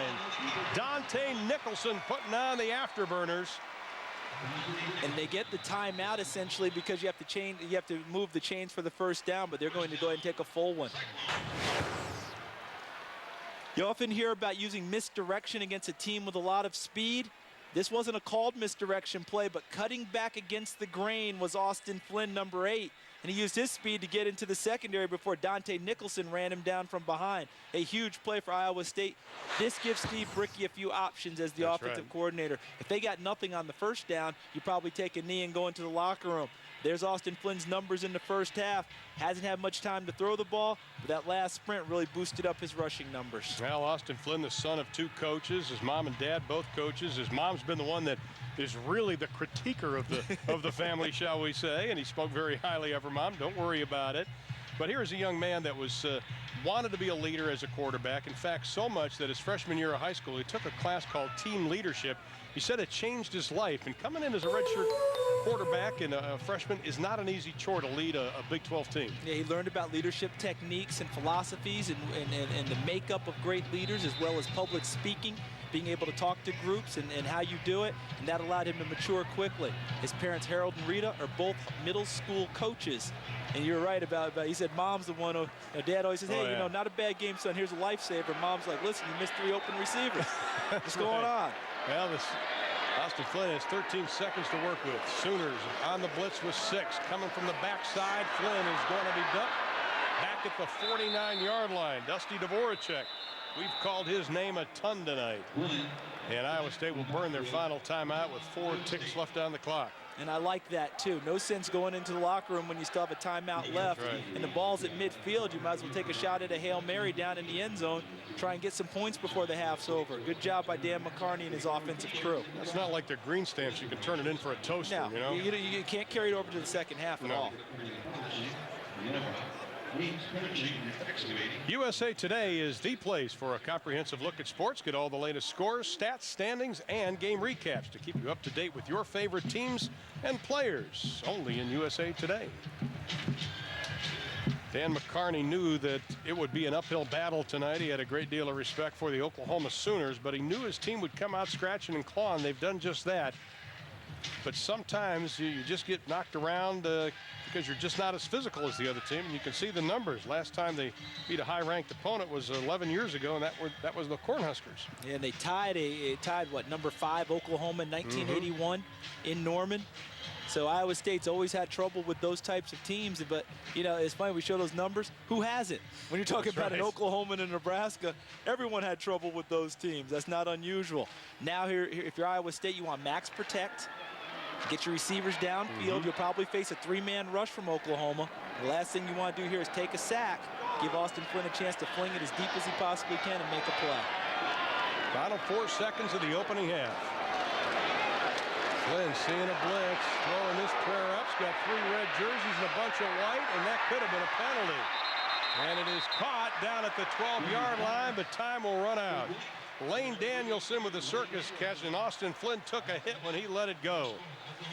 Teddy Lehman is the one who lowered the boom on Danielson, but that's the way the first half will end. Sooners led 3-0 after one, but the Sooners lead, and here's Bob Stoops with our Craig Sig. Scoreboard reads 22-0, but how do you feel your Sooners have played? Well, I'd like to play a little better. We were pretty fortunate on a few turnovers, and we dropped the ball a time or two and got them back, but it's not bad to be up 22. Your defense obviously coming up with big plays. Do you think they can shut them out? Well, we'll see. We need to play a little better on defense in a few areas, letting a few plays go, so we'll work on it. All right, thanks a lot. Ryan? All right, Craig, that concludes the first half of college football on TBS, a part of Big PlayStation Saturday. Oklahoma leads at 22-0. Now let's go to Studio A with Ernie Johnson and Brian Bosworth. Gentlemen. All right, thank you, Thu. 22-zip at the half. This is the Boz. What do you think? You heard Bob Stoops talk about his assessment of the first half. What do you think of the Sooners, your Sooners? Well, I think, defense is obviously controlling the ball game and giving a couple of plays there, getting lazy there and late in the second quarter. They're really controlling the game and creating the turnovers and giving the offense an opportunity to take advantage of it. 22 up, in Iowa late night. That's good. They're at least taking this game as a business game. In Ames, Iowa, the Oklahoma Sooners pitching a shutout, 22-0. 3 plays of plus 20 yards, and all 3 times Oklahoma did score. Along with Charles Davis, I'm Ron Thulin. Can't blame the Iowa State defense, Charles. They've done what they're supposed to do. They have given up the 3 big plays, but the Iowa State offense now must do something. They've had their opportunities, too. A couple of gadget plays have gone awry. Well, actually, one went awry, one worked, but still no points out of it. That's what's hurt the Iowa State defense. Look at total yards. Pass yards, big in favor of Oklahoma, but the turnover situation, only 1-0, but that one was big because Oklahoma hit the big pass play from Jason White down the sideline to Bradley, and that gave them the big advantage leading into the half. Oklahoma Sooners have the lead. They'll get the second half kickoff as they won the toss at the start of the ball game, and they deferred to the second half. And it'll be Tony Yelk kicking it away. Good crowd on hand tonight. Perfect weather for football. Juwan Rankins and Antonio Perkins back. Oklahoma hasn't had a whole lot of practice in kickoff returns this year. Kind of an odd formation. A driving kick. And it'll be Rankins at about the 5. He is wrapped up as he crosses the 15 up to the 17-yard line. Woodley on the stop. Just a moment ago, Craig Sager had a chance to talk with Iowa State head coach Dan McCarney. Well, Coach, some spirited stops by your defense, but what do you have to do to score? Well, we've got to make some more plays. We got to execute. We moved the ball 170 yards, which isn't great, but you should have some points on the board. We got to come out and execute, especially in the throwing game right now. Give Austin a chance. He's a pretty good player if you give him time. And defensively, when you're down 3 touchdowns, Craig, we got to come back and get some turnovers second half. A fake punt and also a halfback pass. Do you have any other gadget plays up your sleeve? We got a couple more. We'll see if they work. All right, thanks a lot. Back to you, Ryan. All right, Oklahoma goes to work on offense, swinging it out up to about the 29-yard line. Another first down for Oklahoma, picking up what Dan McCarney said, and that's been a problem with Iowa State this year. They're putting up numbers, they're just not putting up points. And he talked about turnovers. In Iowa State's 2 recent best seasons, 9-3, 7-5, both bowl appearances, they were plus in the turnover ratio. +5, I believe, one year, +12 another year. This year they came into the game even, which reflected their record of 2-2. So we take a look at their averages, and they are average in everything that they've done thus far this season. Now Oklahoma's going to keep it on the ground. They've had a great combination of running and pass plays. In fact, it's 35 plays total. 20 are pass and 15 have been rushes so far. Ronaldo works on the carry. And Bob Stoops, that's what he wants to do. He's working on that running game, working on that blocking, getting that big offensive line some reps, as they say. Yeah, but the numbers do reflect the philosophy and style of this ball club. And we say, there it is. The passing yard is 225, the bulk of their yards. But Chuck Long told us we are a team that passes to set up the run. White on a little draw, and they're going to stack it up. The Iowa State defense back at the 30-yard line. Nick Mosier on the stop. That'll be a loss of about 4 on the play. Mosier with 6 tackles already tonight. Yeah, I got excited about that young man in the first half. Yeah. And he's come out to start the second half. Doesn't have his head down because they're down 22-0. Decided, hey, someone's got to make a play. Why not me? And now they have Oklahoma in a 3rd down situation. They would love to get off the field to start the second half. OU only 1 of 5 on 3rd down tonight. White from the gun. No pressure. Has long over the middle. Pass almost intercepted. Steve Paris coming up from that free safety spot. Paris, the sophomore out of Roosevelt High School in Dallas, Texas. And on their first possession, OU's going to have to kick it away. And John Skladany's going to place a phone call to Monty Kiffin, the defense coordinator of Tampa Bay Buccaneers, and say thank you very much for the time this offseason. Again, a cover 2 Mike look, meaning they take the middle linebacker, 2 deep safeties, run him down the middle to fill in the gap. He was on the coverage on that play. Ferguson with a driving kick. Penalty flag has been thrown back at the 25-yard line. Not much on the return. 42 on the kick, 4 on the return by Todd Miller. And we have a penalty flag sitting back at the 30-yard line. I think it's going against Oklahoma. Illegal formation, maybe. Dan McCarney, I tell you what. Illegal formation on the kicking team. 5-yard penalty. Repeat, 4th down. You know, you look at Dan McCarney. He is an incredibly nice man. He's done a great job, and I remember just probably 4 or 5 short years ago that he wasn't sure if he's ever going to be at Iowa State. Now his contract goes to 2010. But here is a guy that never blames his players or his assistant coaches for losses. He's got coaches surrounding him that are not only his friends, but they're fiery. They got great enthusiasm. And he's able to retain them with the help of the administration. Gene Smith, his former athletic director, now at Arizona State. Bruce Vandevelde now here at Iowa State. They've done a great job giving him a support system to keep his staff intact and allow this program to move forward. On Iowa State, they're first. Now, you know, they always hear about the first guess. Yeah. I'm wondering here about making them punt again. The field position wasn't bad. Wasn't bad. You know, it wasn't bad. I don't know if I want to take a chance of handling the ball again, but as they say, he knows a heck of a lot more about football than I do. And right now, he's preaching to his guys about sideline etiquette. Well, you know what, though? It's kind of a warm night, and the air gets a little thick. The ball gets a little slick. You got to be careful. Now they're going to try it again from the 10-yard line. Todd Miller standing at his 27-yard line. A shorter kick. Miller running up. Signals for a fair catch right at the 40-yard line, so they do get a little better field position. 35 yards on the kick. Let's take a look at our scoring summary from the first 30 minutes of play. Rankins from White, 15-yard touchdown reception. Made it 9-0, and then how about Bradley from 39 yards out? That was a great pass. A great pass and a great catch. Concentration for him to catch between 2 defenders before Clayton on the crossing route with plenty of time to throw the ball for Jason White, given to him by his offensive line. I mean, I was so impressed by that one because Jason White totally slipped, gained his balance, and stepped into that throw. Well, let's see if Iowa State can do something on their first possession here at quarter number 3. Just about 2 minutes gone by here in the third. Here comes a little gadget play. They get it up to Danielson, trying to run the reverse, and that quick Oklahoma defense just swarms them over. Brodney Poole leading it. Dusty Dvoracek again helping out on the stop.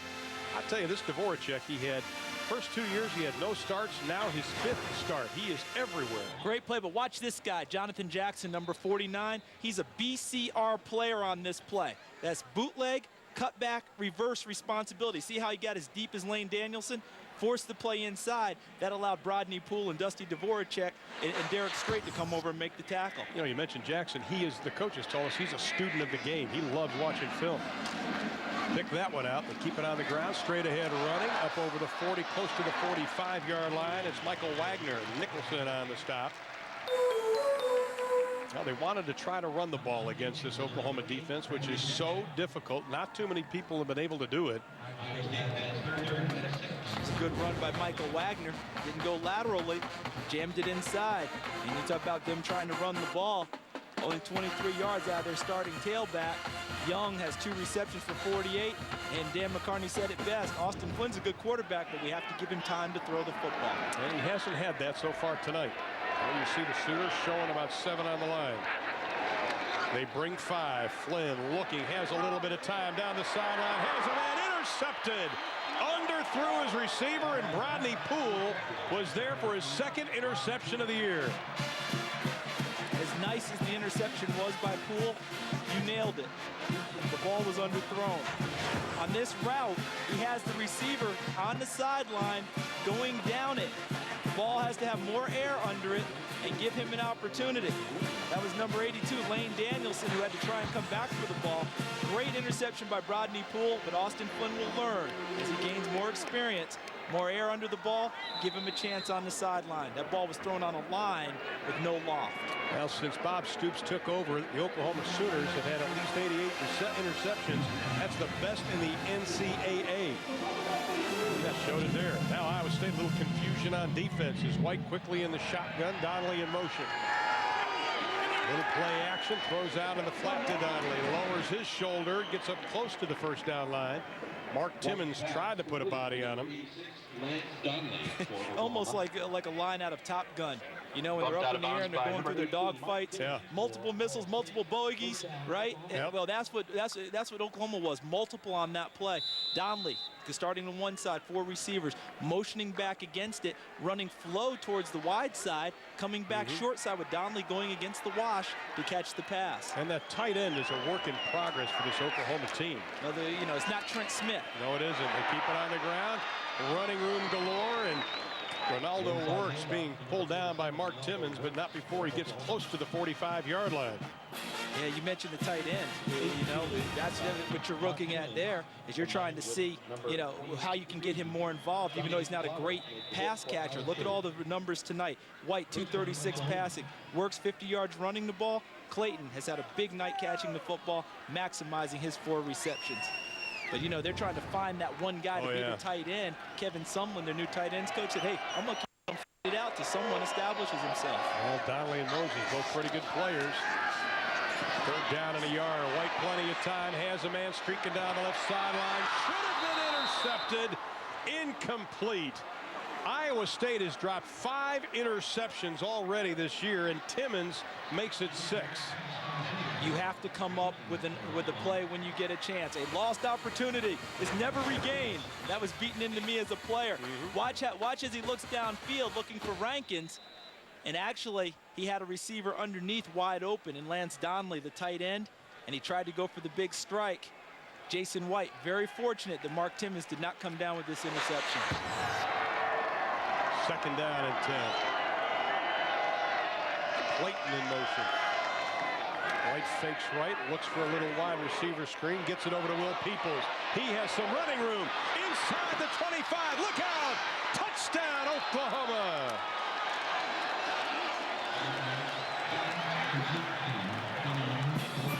"45 yards for Will Peoples." John Scladini's expression says it all there, the defensive coordinator. A flare screen. You fake the flare to the wide side, come back short side to the wide receiver screen, jailbreak type screen, taking your linemen and pulling them out of the line and kicking out. But the big key there for Iowa State was missed tackles. Brandon Brown, their leading tackler, number 33, coming from inside out, missed Will Peoples on the sideline, allowed him to sprint into the end zone. Well, DeCarlo will try to tack on the extra point. Didn't take him long. Good hold and a good kick. Will Peoples with the touchdown. The junior out of Humboldt, Texas. Rank Oklahoma Sooners, showing everybody why they are number 1. They lead 29-0. 10:50 to go here in quarter number 3. Part of the reason is because of their quarterback, Jason White. He has had another outstanding game. All-American type game. Well, it helps when you're able to throw from the rocking chair. Yeah. You know? when you don't have a lot of pressure against you, that helps a lot. Offensive line's played very well for them tonight. 3 yards deep. Banks. Mercy looking to the left side. Trying to find some running room. Up over the 30 to the 31-yard line. Now it's time for the Best Buy Authority report, and here's our President Authority, Charles Davis. But when you have time to throw, you will have better numbers, and Austin Flynn has not had that. Look at that. Hurries, hits, knockdowns, 3-time sack, 1 interception, and it could have been worse. And on the flip side, zeros all across the board for Jason White. The closest I remember was a touchdown pass to Jawan Rankins, where a pursuing lineman had him by the ankle, and he pulled away and threw the touchdown pass. Numbers on the right look like your test scores. Number on the left look like mine. They keep it on the ground. 10:36 to go. Stevie Hicks. This is one of the young men we thought would see some action tonight. The redshirt freshman out of Omaha, Nebraska, from Creighton Prep. He hurt his toe. About 10 days into practice, had a very, that was kind of hurt, those turf toes, and he just wasn't up to full speed, and now they think he's about 100%. Yeah, it's one of those injuries that sounds benign. People say turf toe, oh, you ought to be able to play with it. Turf toe is when you're pulling, you know, ligaments away from bone, yeah, that's right. And the area fills with blood and it swells. They couldn't even get a shoe on him for a while, so he's just now getting his legs back under him. Well, he picked up a couple on the play. 2nd down and 8. Left side banging up over the 35-yard line. This Hicks again. Tommy Harris on the stop. This Hicks, they want to see this young man in the open field, and we've got a player down, an Iowa State player. Did you notice the hit by Tommy Harris? Oh, yeah. I mean, as soon as he hit Stevie Hicks, he was down. Boom, down. You know? Talk about running into the Great Wall. Well, you got to love Tommy Harris, the junior out of Ellison High School in Killeen, Texas. They call him Preacher. Watch this hit, though. He ministers the slam on this one. How he just moves laterally down the line. Boom, what a lot of linemen in the old days called playing the piano. Able to move up and down the line laterally and then going into the gap and delivering the big hit. Well, Luke Vandersanden is the player who's injured. We'll take a break and update his condition when we come you to Ames, Iowa, just about 45-50 minutes from the capital of Des Moines, Iowa, where the #1 Oklahoma Sooners lead Iowa State 29-0, and we've got 9:39 left to play here in quarter number 3. Iowa State with the football. 3rd down and 6. Vandersanden, by the way, did walk off the field. We'll get an update as soon as it becomes available to us. Flynn slips away, crosses the 35 up to about the 39-yard line. And we want to remind you again, federal law says that they don't have to tell us what the injury is. So we just want to make sure you understand that. It's not the teams anymore. It's our government as they work on that right leg. Yeah, we won't speculate what it is. No, they call it the HIPAA Act. Health and protection. Health and Number protection. 14, Yelk. The player gets to decide whether he wants information released or not. Now Yelk's going to punt again. Yelk has done a fantastic job tonight. You look at that average. Look at the net, though. How about that? Yeah, no real returns. Actually got a fumble one time. And only 1 return yard tonight for the Oklahoma Sooners. Fair catch is called for at the 16-yard line. Oklahoma will take over. Well, Oklahoma has been having quite an auction going on in Norman. With more on that, here's Aaron Andrews. Well, first, a little history lesson for you, Ron. As you know, Oklahoma has a long line of great coaches. One of the greatest, Bud Wilkinson. Now, during his 16-year tenure, he led his team to 3 national championships, also an NCAA record 47-game win streak. Now, during Oklahoma's season opener against North Texas, they wore the replica jerseys from the Wilkinson era. They just did an auction on the internet.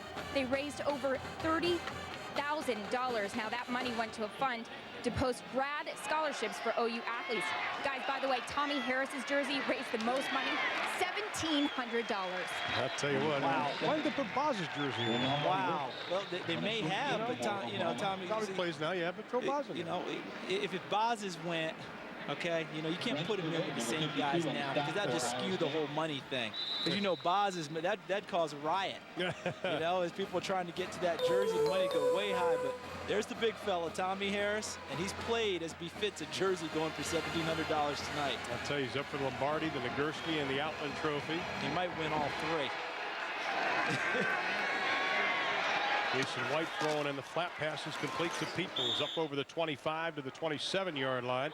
4 receptions tonight for Will Peoples, the junior out of Humboldt, Texas, and he's the top returning receiver. I mean, talk about this offense.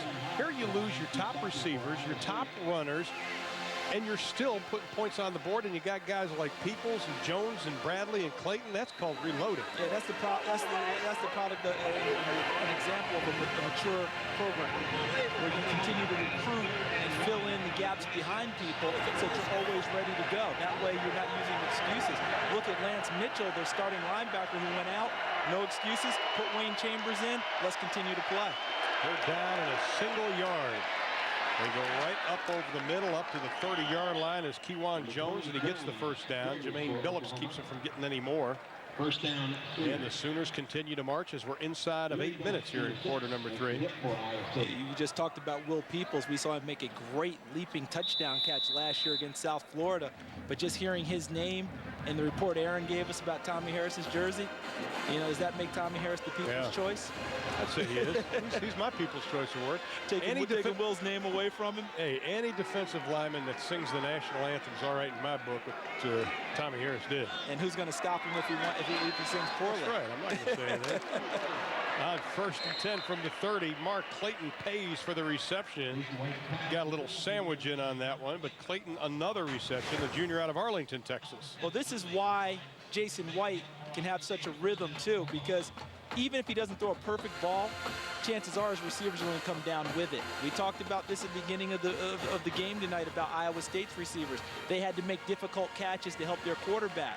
Well, they haven't had the same number of opportunities, but all night long we've seen Oklahoma's guys come down with balls even if they're not perfectly thrown. White over 300 yards passing. They keep it on the ground with Jones. Running room to spare over the 40 down to the 37-yard line. That offensive line is doing a great job. Fans, for exclusive news and recruiting coverage of your favorite teams, log on now to Rivals.com. Let's get an update on Vander Sadden from our Craig Sager. Segs? Well, around the training staff, Mark Coberly and everybody have been examining Luke on the sidelines. However, they did not find much stability in his right knee, so he is definitely out for the game. He had a broken leg last year, but that's his other leg, but his right knee is definitely out for the night. And that's too bad, because that was a young man who broke his leg last year, Craig, in preseason, missed a few games, came back for our game and broke it again. White slips again, and then again he throws a touchdown pass to Clayton, and we have a penalty flag thrown. Is that a design play where he slips and then throws a touchdown pass? It's working awfully well, and we're getting double moves downfield out of the wide receivers. Yeah, but it's coming back.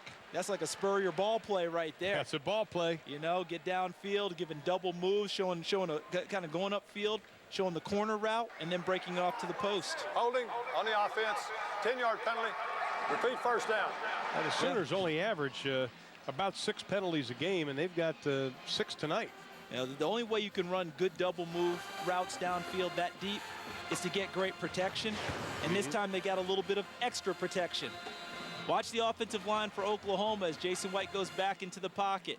Doing a great job, holding him up, looking for the hold, May have been at the top of the screen. I saw Jamal Brown, 55. He and another Sooner locked up on someone, but the officials detected it. Now at 1st and 10, they'll keep it on the ground. Bouncing to the outside, it's Works. Looking for the 40-yard line, lowers his head and gets down to the 38-yard line. Outside for Oklahoma.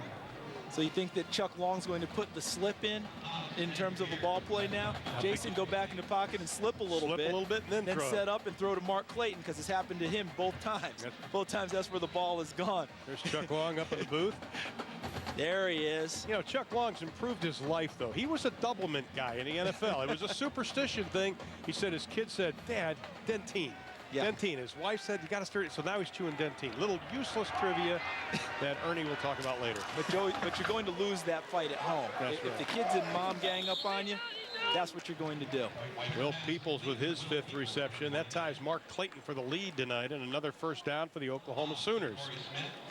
So when does Bob Stoops, with 5:50 left in the 3rd here, take out the first teamers and say, "Okay, guys, let's start thinking Cotton Bowl next Saturday"? Well, I think he would like to see this drive finished off impressively before he thinks about removing people. I think that he doesn't want them, to come out with a bad taste in their mouth. He'd like to see them finish this one up and then possibly start to move some people into the lineup to get them some work. Well, the way this drive has gone, this is the 8th drive, and it's already about 4 minutes old when they go to the end of the quarter. Quick pass out in the flat to Brandon Jones. Got some running room. He gets up to the 20-yard line with 5:43 to play in the quarter. That'll be short of the first down. Brandon Jones' first reception tonight. Jones, the junior out of Texarkana, Texas. Here's a guy that had some problems in that UCLA game. He had something like 3 drops in the game. Get balls that should have been caught. Now Luke Vander Sadden is in the golf cart, and he's headed to the locker room. He's done for the evening, as Craig Sager told you about a minute ago. That's too bad. That young man's had some tough luck the last 2 years with injuries. Oklahoma's Ronaldo works now. Gets down to the 10-yard line. Speaking of 10, how about 10 different receivers have caught balls tonight for the Sooners? And what we're seeing now also is that the running game is improving as Luke Van Der Sanden goes to the locker room. Appears to be his mom trailing behind. See his mother? Yeah. I see her right in the left. Here she comes. There's Mrs. Van Der Sanden going to check on her son, and we certainly hope he's going to be okay. 16 players now on Dan McCarney's team have missed games or are going to miss games because of injury. That's a lot because these guys were all starters. And they were so healthy the last 2 or 3 seasons. It's catching up with them apparently. Another quick pass to Travis Wilson. He gets down to the 5-yard line. This Oklahoma offense is so impressive because they use the entire field. Yeah, multiple in formations, plenty of motion. A lot of times they just want to make sure that you adjust so that if you don't, remember early in the game, Iowa State didn't adjust to a formation. They hit an uncovered receiver right away, just raised up and hit him. And what they've done also by using the whole field and spreading things out, the run game inside has become more impressive as the game has gone along, partly due to the fact that Iowa State's defense has been on the field most of the game. I think they're getting very, very tired. Well, they got 4 minutes left to play in the quarter. 29-0. Oklahoma knocking on the door again with Works. Inside the 5 down to about the 3-yard line. You know, we talked about those Iowa State injuries, and here's just a quick peek of what they've had to go through. Tyson Smith gone. Yelk missed a couple of games. Hiawatha Rutland. Boy, we saw that injury, and that was one of those you have to turn your head on. Bob Montgomery gone. Jordan Karstens out tonight. Yeah, they're hopeful they'll get Karstens back next week. Speaking of Hiawatha Rutland right there on the crutches. Craig Sager, what do you have for us? I have one more to add to your list. Jason Behrman hurt his right knee. He is through for the night as well. Oh my, just keeps piling up. 3rd down and 5. White, the lob pass into the end zone, incomplete, no flag. Intended for Mark Bradley. Good coverage on the play. That'll bring up a 4th down and goal. Ellis Hobbs on the coverage. He's trying to throw the fade ball. Mark Bradley one-on-one with Ellis Hobbs. Ball's thrown to the corner. Good coverage by Ellis Hobbs. Not allowing Mark Bradley to get position on him. Able to help knock the ball away. Now, we thought that they'd try to go to that pass a little bit more because the cornerbacks of Iowa State are 5'7" and 5'8". Yeah, Mark Bradley 6'2", but good positioning by Ellis Hobbs prevented that play from being successful. Well, DiCarlo, who already has a 32-yarder in the book, they're going to spot this at about the 13. It'll be a 23-yard attempt by DiCarlo. Almost tipped. May have gotten just in that eyelash on it, but it is good. Well, Hobbs did his part. He tried to knock it down to no avail. With 3:18 left in the 3rd, the Sooners lead it 32. Welcome back to Ames, Iowa, where the #1 Oklahoma Sooners throwing the shutout tonight, 32-0 on the Iowa State Cyclones. It was only 3-0 after the first quarter. Then with about 4:33 left in the half, the floodgates started to open for Oklahoma, and they're just adding on here in the second half. It's Trey DiCarlo, a couple of field goals tonight. Set to kick it away. David Banks Bursey and Todd Miller back to receive the kick. And a left-footed kicker DiCarlo. Great short stubble kick again. At the 15-yard line, Banks Bursey. And he is going to be stacked up at the 23-yard line. Well, in the second quarter, Jason White hooked it up with Clayton for a touchdown for Oklahoma. Here's a total motion with Bob Berry. Almost fell down. Throws one in the end zone. Clayton. Touchdown, Oklahoma. Great catch. What a throw by White as he almost fell down. He stood up and then fired the pass, and Clayton caught it. A great catch by Clayton. Interesting look at the touchdown. There's Bob Berry and Merv Johnson, former Oklahoma assistant head coach under Barry Switzer on your left. Bob Berry has been in Oklahoma for years and been the voice of the Sooners for a long time and one of the truly great men in this business. Flynn's going to keep it still on his feet as he crosses the 35-yard line. Wayne Chambers, that sophomore out of Grandview, Missouri, on the stop. Here's Wayne Chambers, who has to fill some pretty hefty shoes. And 3 months ago, Chambers didn't even know if he's going to be playing football. He went to a party, fight broke out, tried to break it up, and he ended up with a bullet in his abdomen, broke his pelvis, and now he's back on the football field. Incredible story. He still has the bullet lodged in his hamstring. Says he can feel it, but he can't feel the bullet, but he gets some pain from time to time. But what a great job he's doing on the field, filling in for the All-American Lance Mitchell. Oh, Flynn is tossed aside by Larry Burdine. the redshirt freshman out of Lawton, Oklahoma. That's his second sack of the night.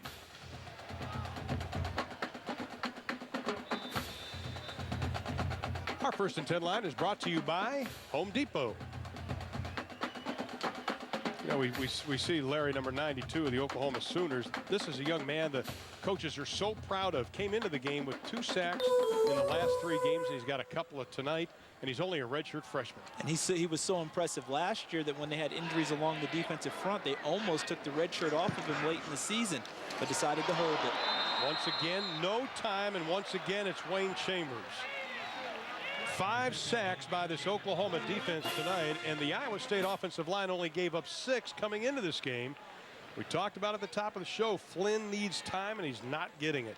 Well, the Iowa State defense is tired, understandably, because of all the time they've spent on the field tonight trying to stop Oklahoma's offense. I think the Iowa State offensive line is tired also due to the relentless pressure that's been placed on them by Oklahoma. 5 sacks tonight. We saw all the hurries and knockdowns and hits that Austin Flynn has taken. This defensive line has been overwhelming. 3rd down and 23. The Cyclones 0 for 8 tonight on 3rd down, and this has been their Achilles heel this year already. They dump it underneath to Danielson.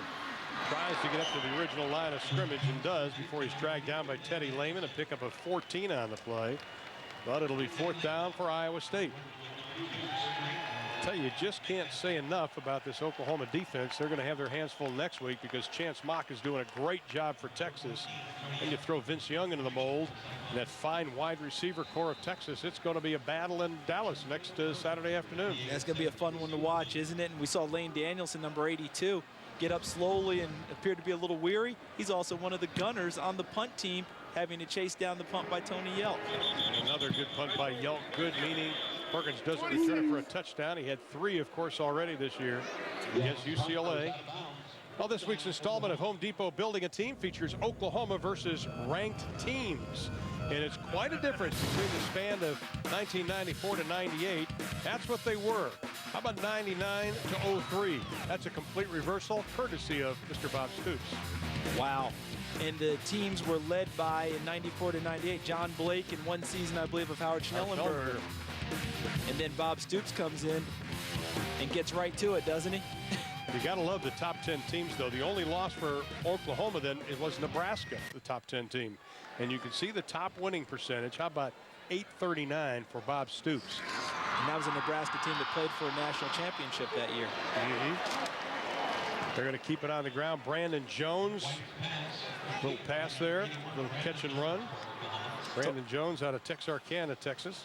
You're pretty close there, though, Pards, because that's almost a long handoff. It's what it kind of looked like. I mean, just flinging it out to the right, trying to get some blockers in front. You know, we always talk about these long handoffs nowadays, and depending on what you need for your stats, a lot of teams, it'll either be a lateral or a pass downfield. I always tell the story about Earl Campbell's rookie year with the Houston Oilers. He had a game against the Atlanta Falcons. They threw a lateral pass to him that went down as a pass in the stats and a 74-yard touchdown. Then later on, they said, well, if we make it a rushing play off of a lateral, Earl has a big 160-yard rushing dare, something like that. Guess what it got flipped to? Oh, it's a lateral and a run. It's a lateral and a run. It's the home team stats, right? You know, and it just depends on what you need to get your big guys some stats. Is they're just a little bit short of our Home Depot first down line. Well, the Sooners are short on the first down as we're inside of the final minute here in quarter number 3. Bob Stoops, the only coach in Oklahoma history to take his first 4 teams to bowl games, knocking on the door for number 5, and that is a very telling stat. Only 28 yards in the second half for Iowa State. As they say, that won't get it done. No, it won't. Oklahoma on 2nd and 1. Jones gets the first down and then some. Well, you talk about national championships at Oklahoma. 7 have been won. How about Bud Wilkinson? 50, 55, 56. Barry does it 74, 75. Then that great team in 85. And Bob Stoops puts his name on the list. 2000, will 2003 be number 8? A lot of football left, as they say. And he's a guy that embraces being number 1 here on his team. You know, they don't shy away from it and say, oh, we like to come from off the pace. Hey, we're number 1. We like to go out every week and prove that we're number 1. Pretty impressive. White looks over the middle, pass complete up to the 40-yard line. Travis Wilson again with the football, and he gets down to the 33. 3 catches tonight for Travis Wilson, the sophomore out of Carrollton, Texas. Now the cover 2 that we talk about with the 2 deep safeties often has trouble with vertical routes running up in the seams. That's exactly what Travis Clayton did on that. Travis Wilson did. Right up the seams, up the hash, bent in a little bit towards the middle. Perfectly thrown ball by Jason White. Now that's going to end quarter number 3. Iowa State with only 195 yards in the ball game. They're 0-10 when they gain under 250 yards and only 1-21 under 300 yards. The Sooners are rolling with 15 minutes to play. The Oklahoma Sooners are leading the Iowa State Cyclones 32-0. Along with Charles Davis, Craig Sager, Aaron Andrews, I'm Ron Thulin, and well, the band still has something to cheer about. The Cyclone faithful still up in the stands. It was a sellout crowd at the start of the game, but a lot of people have headed to the exits already, except that fine sorority. The Hale and Hardy. That's it. Now the Oklahoma Sooners staying with Jason White. This is kind of a surprise to all of us that he's still in the football game. Pass is complete up to Clayton. He still has it. On his feet onto the 22-yard line. You know, you don't want to second-guess Coach Bob because we have so much respect, but you have a young man like Jason who has had the knee problems. Why take the chance of having him in a game that's pretty much in the books? Yeah, that would be what I would think. You know, obviously we've said before, we're not the coach. They know what they're doing. But one thing Chuck Long told us yesterday in our conversation with him was, you know, how is Jason doing with his knees and all that? And know what he told? Remember what he told us? Yeah. That he's spending less time in the training room now because he's feeling so healthy and so strong with his legs. So here's an example of it. Ronaldo works left side down to the 10-yard line. Ronaldo works More on Jason White. Here's Aaron Andrews. Talking all night about Jason White's bad luck over the past 2 seasons. As you can imagine, he wants some good luck. He's adopted some new superstitions. How about these? They have to do with his socks. He always wears the same socks after a good wash, of course. But when he washes the socks, he has to wash them separately from everything else. He also says it's vital to take a shower before the game. I hope it's vital to take a shower after the game. But regardless, the superstitions look to be working, guys. Well, I'm sure his parents are glad that he washes his socks, you know. That's great. Take a little extra time. Yeah. And you know something? Athletes don't call them superstitions. They call them rituals. Rituals. That's right. Right? Now it works as a ritual, and it's just banging into that defensive line of Iowa State. You know, that Oklahoma offensive line, we've talked about them, as players are starting to gasp a little canal water. But this offensive line of Oklahoma, they were kind of shook up a little bit because the coaches kind of started moving people around. I think it caught this Oklahoma offensive line's attention. Yeah, during two-a-days, they started moving people around. You see number 60 to your right was Wes Sims, and he was a guy who was a projected starter, was dropped to second team behind Chris Messner, and Chris Bush, number 52, came in for Vince Carter, who was a little dinged up. And Wes Sims said, that got my attention. I had to work harder to get my job back. Absolutely, and they have. And Bob Stoops' troops, he's got their attention. They lead here in the fourth. Play of the game, and of course it's the little slippage play. White to Clayton, covered 45 yards for the touchdown, and that's our T-Mobile play of the game. Well, the last time Iowa State was shut out was 1991, October 9th at Kansas. The last shutout here at home was September of 1988. Baylor and Grant Taft did the honors, 35-0. 25 years since they were shut out here in Ames. Oklahoma just using that run game and running down the clock. Work still in the ball game. Here's Craig Sager with more on the offensive line. Sags. Well, Ryan, if there was a weakness on this team, it was perceived to be that offensive line, but Kevin Wilson has done a great job, and right now they're playing far more powerful and productive. Last year they gave up 33 sacks. We're nearing the halfway mark now here in Game 5. This offensive line has given up just 3 so far this year. And 2 of the sacks were with Jason White, 1 with Paul Thompson. That's right. So keeping Jason White upright has been job 1 at Oklahoma, and they're doing it very well. Much more physical in the run game, which they say has helped them in the pass game. I think it has. Being more physical. And there's Kevin Wilson. the former offensive coordinator at Northwestern, now the run game coordinator at Oklahoma and offensive line coach. And one of the few coaches, Charles, that has 2 whistles. Yeah, that's a great point, right? When we talk about whistles in practice, we're going to hear about the flag. There was a flag on the play, and Oklahoma marked off on it. But in practice, they blow a whistle to stop a play. But Kevin Wilson, when he's upset his offensive line, he has his own whistle and tells his guys to block till my whistle's over. To continue to finish your block. And he doesn't bring it out very often, but when he does, that's a long day for the Sooners offensive line, and they've gotten his message. Well, they're making them work tonight. The starters are all in. White looks right. Throws, touchdown, Oklahoma, Mark Clayton. Clayton's second touchdown reception of the evening. Do you get the sense that Mark Clayton has seen Brandon Jones's development and said, it's time for me to pick it up big time? And he has tonight. He has figured in every big third down pass tonight by Jason White. And look at that, another touchdown strike between the two. Clayton has at least 1 reception of plus 40 yards in 4 straight games now. He came into this game with 2 touchdown receptions, and he's doubled it tonight. He's close to the 100-yard mark, too. I believe he holds the Oklahoma record for most 100-yard receiving games in a career. 5. Breaking Eddie Hinton's record. Yeah. Remember Eddie Hinton, who went to the Baltimore Colts?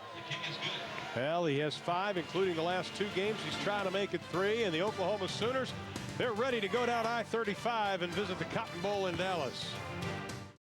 Jack Trice Stadium was full. It's not quite that way now as Iowa State find themselves on a short end of the stick, 39-0. Ellis Hobbs on the return. Penalty flag is thrown as he takes a whack upside the head. That's a denture check. There's a flag in the play. They're scrumming for the ball, but I'll tell you, when you can hear it this high up, you know it's a big hit. And it'll go against Iowa State. Next week in Dallas at the Cotton Bowl, it's the Red River Shootout with the Oklahoma Sooners and the Texas Longhorns, 1 versus 13. Texas could move up in the polls after their win over Kansas State today. And there's the one in the bottom that just sticks in the craw of Texas fans that OU's won the last 3 meetings, but people forget Mack Brown won the first 2. He's 2-3 against them in the last 5 years. I think what I find interesting is Texas leading the series 55-37 in the ties. Yeah. Considering how great both programs have been over the years. You always talk about great coaches, national championships, and all those things. I would have figured that disparity would be a lot smaller between the 2 squads. Well, half the Cotton Bowl in burnt orange, half it in crimson. It's an incredible sight. And of course, the Texas State Fair going on at the same time. Pass incomplete. Thought it was caught by Lance Young, but he just couldn't get his hands on the ball. You know, we talk about how many people caught passes for Oklahoma. You look at the wide receivers who have caught passes for Iowa State, only 3. Young, Danielson, Whitver, all 2 apiece. And last year, Seneca Wallace was 4 for 22 in the game against Oklahoma, throwing the ball for 43 yards and 3 interceptions, and only 1 wide receiver caught a pass. Tonight, 6 passes caught by wide receivers. Not a great improvement from one year to the next. And Austin Flynn takes another seat. It has been a tough night for this redshirt freshman from Deer Park, Texas. He has gotten knocked around a couple times, Charles. You've heard of growing pains. This is what you get when you take on the #1 team in the country and one of the top defenses in the country also. Their speed and their ability to run you down even when you get out of the pocket. You're almost better off making one move and being definite and going, because then you have a better chance when you're continuing to try to extend the life of a play as a quarterback against Oklahoma. Very tough to do, and we see the graphic again. We've shown him under pressure before. This young man will need a serious Epsom salt bath. Oh boy! When this thing is over. Get that whirlpool going. Get the ice packs on him after the game. Get the whirlpool going so you have him back for your next ball game, healthy and ready to go. You know, when you go back with Oklahoma this year, when they went to Alabama and played, Brody Croyle said, the Oklahoma team, not only do they get after you, they bring the pain when they get there. He's a quarterback for Alabama. Austin Flynn has experienced that tonight. I understand Wayne Chambers has limped off the field for Oklahoma. We hope to get an update on him. Flynn hit from behind as he lets it fly. Pass is going to be intercepted. Brodney Poole with the interception, his 2nd of the ball game. And he takes his seat. But Austin Flynn felt the pressure immediately And the man who was sacked 5 times in the previous 2 games, sacked 6 tonight, throws the Oski. Was this Dusty Dvorak again? Yep. Look in the middle of your line, number 94 in white. He's had a pretty good night, hasn't he? Getting to the quarterback. Remember, sacks aren't a total indicator of good pressure. A lot of times it's hurries and causing incompletions and forced passes. That's what Dusty Dvorak did. Got to Austin Flynn, wrapped his big body around him so he couldn't step into the throw. Ball was woefully short. Brodney Poole gets his 2nd interception of the evening. I'll tell you, Brodney Poole had 1 interception for the season coming into tonight. And this is an OU defense. We talked about the interceptions they've had in the Bob Stoops era. They had like 22 interceptions last year, and 19 of those interceptions were from players that came back this year. New quarterback, Paul Thompson, is in the lineup for Oklahoma. But he gets down to about the 17-yard line. Thompson, the sophomore out of Leander, Texas.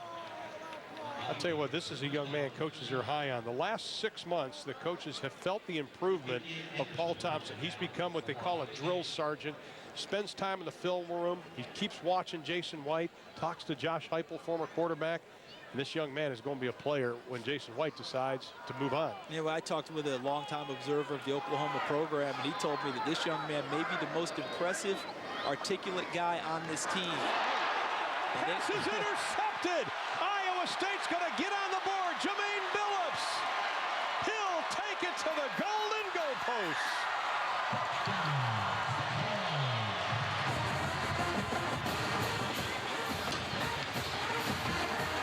Well, that got the shutoff off the board. The goose egg is gone, and Paul Thompson with his first interception of the year. Did we jinx this young man? Yeah, I think we might have. So nice about him. Great play by Jermaine Billups coming on the blitz. Strong safety blitz. Watch to the bottom of your screen. Number 6. He fills up the screen now. That's a big-time catch because that's a ball thrown from a short distance. And Jermaine Billups, a former running back, right? Mr. Nebraska football coming out of high school as a tailback, got a chance to show off his legs yet again. And ironically, that happened to Iowa State against Northern Illinois.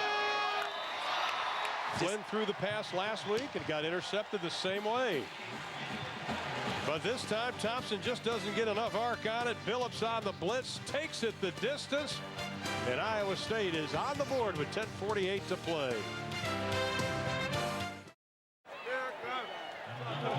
Jermaine Billups, the senior out of Omaha, Nebraska, Central High School, with the interception and the touchdown. That's his first interception of the year and first touchdown. Takes it the distance, and the former Mr. Nebraska football, who is a prep running back, gives John Skoldane's team something to hopefully smile about. 10:48 to play. They still trail the Sooners 39-7. See the formation there by Iowa State. They're just trying to mess up Oklahoma's blocking scheme, so that you can't get an easy read on which guy you're supposed to pick out in your lane. Bradley has some running room. He has 1 man to beat to the 50. He's scooting down the sideline. Can he do it? Touchdown, Oklahoma.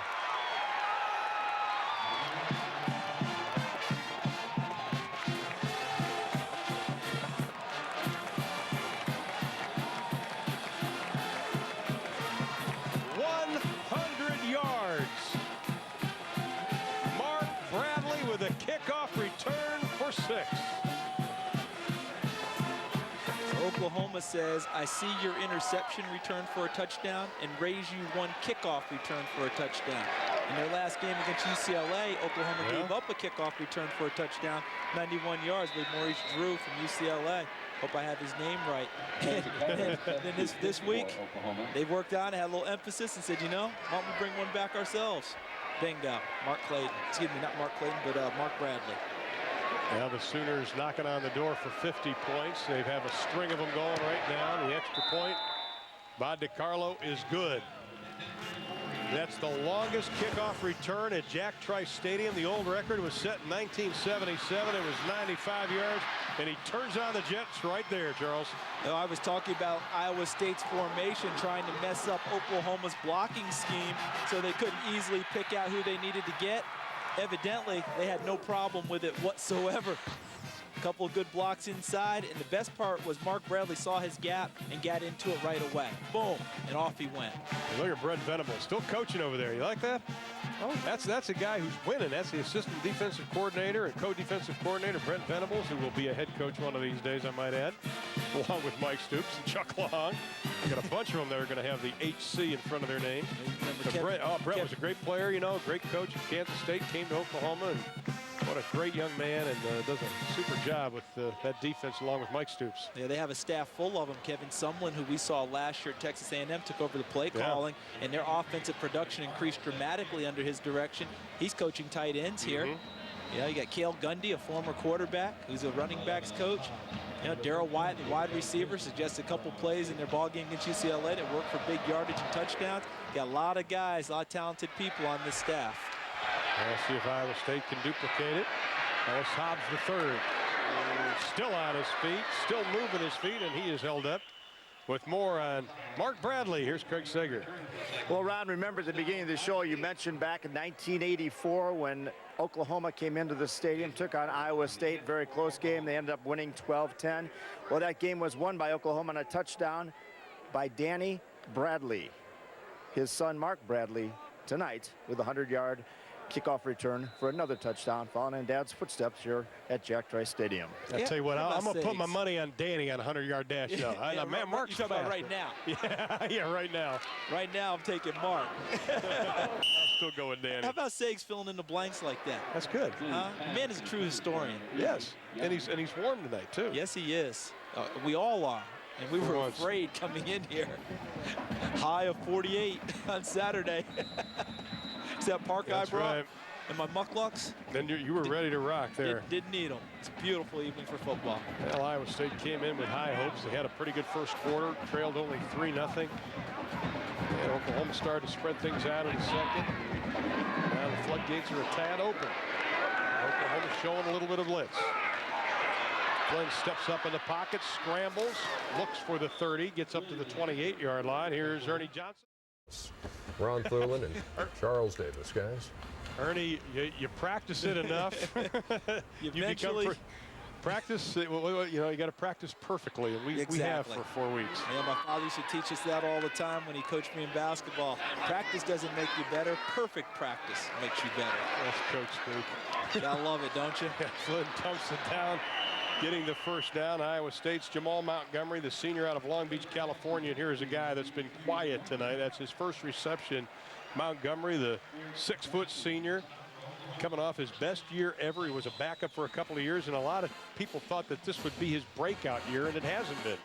It's been tough all night for the wide receivers of Iowa State. We said at the top they needed to step up and make plays, but a big reason why they haven't been able to, the Oklahoma secondary.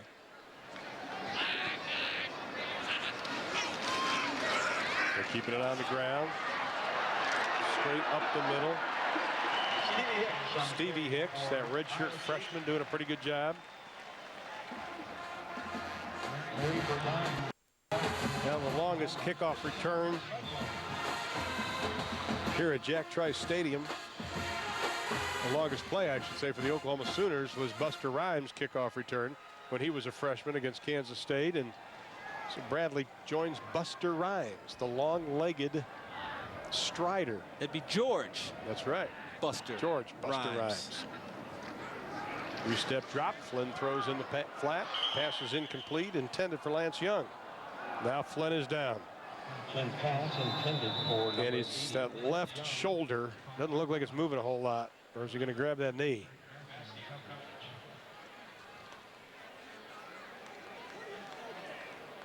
And McCarney, he's already lost a couple of players tonight, and boy, you don't want to see this for this young man.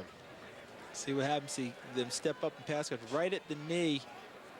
Pass rush was that Tommy Harris, 97, trying to make a play, coming through, not being malicious, just trying to get to the legs of the quarterback. Unfortunately, he caught him in the unfortunate right spot. Yeah, Chris Love is the backup, the junior out of Round Rock, Texas, just outside of Austin, and we're going to take a break. We'll come back to Ames, Iowa with 8:41 to play after this. Well, Austin Flynn ran off the field under his own power, so that's good news. We'll get an update on him. And Chris Love is checked into the lineup at quarterback. Big classic drop back throw with a pretty good arm, and his pass is incomplete. Love out of Round Rock, Texas. 6'5", 214-pound junior. This is a tall passer. Doesn't get rattled, and he was really locked in a three-way battle for this quarterback position with Austin Flynn, Wade Terry, and Love, of course. And they gave it to Austin Flynn, but this young man does have some ability. Good player. He was the backup to Seneca Wallace last year and went through the spring, locked in the battle, trying to see who would get it. Had some off-the-field problems, which helped take him out of the Derby. And during that time, you know, if what they say, you snooze, you lose. That's right. Austin Flynn seized the job. And it's going to be very tough for Chris Love to get it back from him. Good arm, good size, needs a little bit of consistency. Pass is incomplete, intended for Lane Danielson, the senior wide receiver out of Dike, Iowa. And I have to think that Haney's Bar in Dike, Iowa, not doing a whole lot of cheering tonight. That's their favorite son right there. Yeah, the crowd there cheering for Lane Danielson. And, of course, they have a little heavy heart for him tonight because of the way the game has gone. And third downs just have not been kind to Iowa State. 1 for 12 tonight in third down situations. Well, you know, we were talking about people probably wondering why Austin Flynn was still in the ball game. Reason being, he's a redshirt freshman. Yeah, he needs the snaps, and there's a little bit different situation from why we were calling for Jason White to get out of it. After the 42-yard kick, pretty good punt coverage, Antonio Perk. Towards the middle, the coverage has been there, and that's one good selling point for Iowa State. They're down 46-7, and we saw a great hustle on the punt coverage late in the ball game when they're being blown out. So it's obviously a team that has not quit this evening. Oh, that's a tough sight to see if you're Oklahoma, because going into the Cotton Bowl next week, OU Texas, you're going to need that young man, both on returns and also on the defensive side of the football, because he's becoming a pretty good defensive player too. Yeah, Eric Bassie will step in and play his corner, but what you mentioned, the kick return element of it, someone will have to step up in that area if he's unable to go. We can only hope that he will be for next week. Mike Stoops thinks he's a better cornerback than he is a punt returner. That's pretty hefty. That's hefty comment there. Now Paul Thompson back in at quarterback, Dan Townsend and Dante Hickson in at running back for the Sooners. And it'll be Hickson, the young sophomore out of McKinney, Texas. And Iowa State has only crossed that 9 times this evening. The Oklahoma Sooners have crossed the 1st and 10 line by Home Depot 28 times. Right now, Oklahoma 547 yards offense. Iowa State just a shade over 215. You can see the first down situation. Paul Thompson getting some much needed work. Like to see these young players do that. Hickson again, this time he is going to be corralled. We got a pretty good Home Depot 1st and 10 line, don't we? As many times as Oklahoma's crossed it, you would think they would have obliterated it by now. That's right. That's a good 1st and 10 line that can hang in there under that kind of duress. It's built by Home Depot. You That's know, why. Best stuff going. Yeah, once again, Iowa State 0-10 when they gain under 250 yards. They've got 215 tonight. And we only have 7 minutes left to play in this football game. Thompson, little play action pass, gets the first down as they cross the 25 up to the 27-yard line. Dan Townsend, the freshman from Sulphur, Oklahoma. Here's Craig Sager with an injury update. Segs. Well, Austin Flynn says that he was standing there getting ready to plant his left foot. He got it stuck in the turf, and then a player from Oklahoma hit him. He came over to the sidelines. They evaluated it. They put ice on it. They think there is some stability in it. They've told him to try to walk on it, stay on the feet until the end of the game, so they can have a further examination in the locker room. Oh, boy, you just hope for the best for that young man. Oklahoma keeping it on the ground, trying to lean forward is Kewan Jones, the sophomore from Jenks, Oklahoma. Boy, Jenks has some pretty good football players up there in Tulsa. And who's that? Who's the big rival there? Jenks versus Union? Tulsa Union. They get at it every year. Big time. Saw a story on Corey Klein and Rocky Kalmus. Oh, Kalmus welcoming Klein to the Oklahoma Sooner family and saying, hey, I know you went to the rival high school. It was Jenks and Union going at it, but you know something, we're just Sooners now. That's right. That's tough to put those aside. Tough to put those behind you. Kewan Jones again running the football, gets another first down. I'll stick around for the Schick Quattro post-game report. Ernie Johnson and Brian Bosworth are standing by in lovely Studio A. They'll catch you up on all of today's action, including a couple of no-huddle highlights. And the Boz, as only he can do, who has played in many OU Texas games, will have his preview. Hold on to your hat. So we know Boz was the complete linebacker in college, because if he can handle no huddle highlights, that meant he didn't come off the field in the nickel package. That's right. You know, that meant he was out there still directing. He was the man. How'd you like to be the coach to tell Boz come off the field? I don't know if that would have been, that wouldn't have been Bobby Proctor then. I forgot who was the linebacker coach then. Might have been Gary Gibbs. I'm not sure. 46-7 our score, 5.5 to play. Been a tough year for this Iowa State team. Of course, the death of Ennis Haywood. John Scoldaney trying to get something going on defense. And former great running back here, and Dexter Green, and even Coach McCarney's secretary passed away tragically. Yeah, Evelyn Cruz in a car accident. Matt Grossroad, a former player for him, played on some bowl teams, and he lived with a few of the guys. And it's just been a very, very tough off season, and even continuing into the fall camp for these guys. Wearing his dad's number, Mark Bradley makes the catch, but we also have a grabbing the face mask penalty. Also, Pete Taylor, the longtime play-by-play announcer here, 33 years at Iowa State, passed away in March.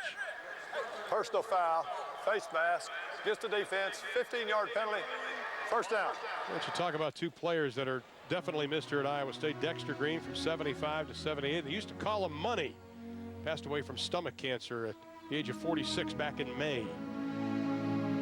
He was quite a player here for the Cyclones. And then, of course, Ennis Haywood, two-time All-Big 12 first team. He was really the foundation of Coach McCarney's rebuilding project here for the Cyclones. He passed away on May 11th, tragically, and they are definitely missed, and they're being honored by this entire Iowa State family. Keeping it on the ground, just running down the clock with 4:43. Bo Klafke making the stop, the redshirt freshman out of Hubbard, Iowa. Well, both teams have to look ahead. Of course, we talk so much about the Oklahoma-Texas game coming up next week, but Iowa State, they still have to put their helmets back on next week.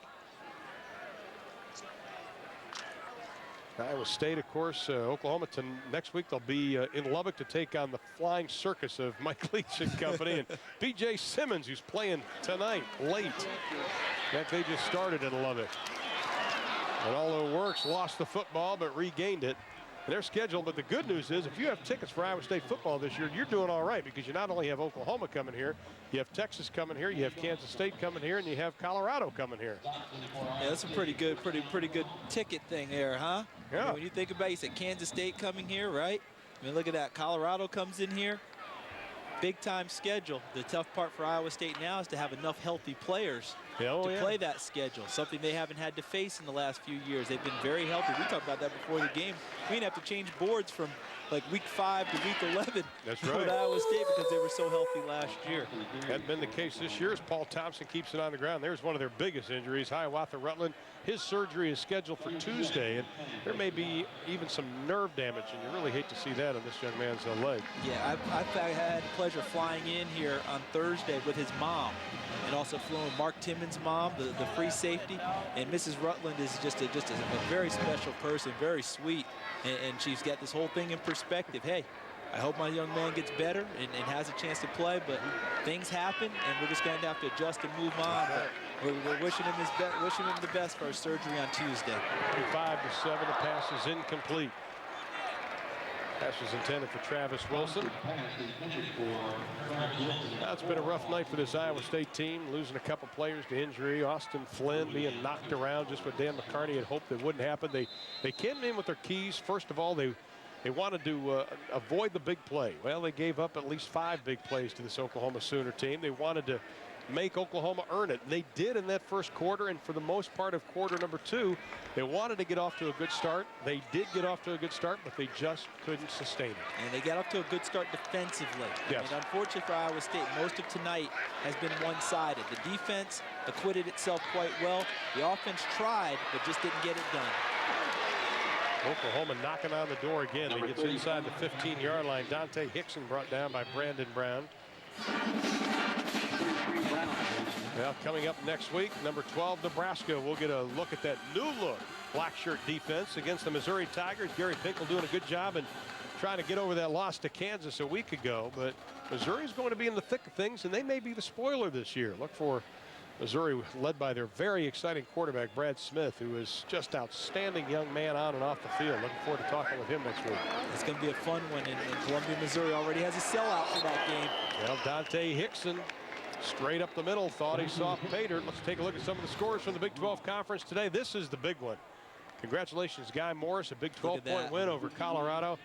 Exciting one down in Austin. A&M Tech just got underway. Nebraska shuts out Troy State. And that's a Troy State team that beat Marshall last week. That's right. Who beat Kansas State. Go figure this year, huh? Les Miles, good job today, 56-3. They're winners down in Stillwater. You know, they've quietly won all of their games since the season opening loss to Nebraska. That's right. You know, they kind of got knocked off the radar screen because that was such a big opener. But since that time, they've collected themselves and gone on and kept winning ball games. So they still have a chance to be a big factor in the Big 12. And Joe Woodley on the stop of Dante Hickson. Woodley, whose dad, Mike Woodley, was actually one of the first assistant coaches hired by Dan McCarney when he came here. Mike was a tight ends coach and then went on to be a football administrative assistant. Now he's a football coach down in Texas. And his son now a full-time linebacker after really the last 2 seasons splitting time between offense and defense as a fullback and a linebacker. John Scladani, defensive coordinator, told us, I'm glad to have him full-time because he's a tough physical player. Look at the total yards for tonight. My goodness, 600 yards for Oklahoma. On the ground, Hickson, touchdown, Oklahoma. They cracked the 50-point barrier again.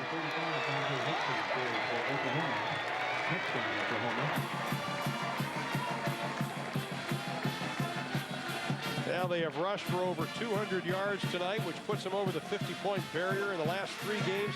The first time since their national championship year of 1956. 614 yards. They have 400 more yards than Iowa State this evening. Pretty impressive performance. 414 through the air. White threw for 393. That's a career best for him. Threw 5 touchdown passes. And DeCarlo with the extra point, and it's 52-7. Take you back to Bud Wilkinson, the national championship year, 1956. What a team he had. I tell you, they did everything. Wilkinson's team never got complacent. He used to say complacency is the enemy of excellence. That's right. That's Tommy McDonald, number 25, on that toss, and that little toss. He's now a member of the Pro Football Hall of Fame. Longtime player with the Philadelphia Eagles. So you think that as far as OU's offense is concerned, Chuck Long hasn't had a chance to put everything in on the offensive side of the football. In fact, we were talking to him. He says, you know, I really want to get other things in. I want to move the ball around a little bit.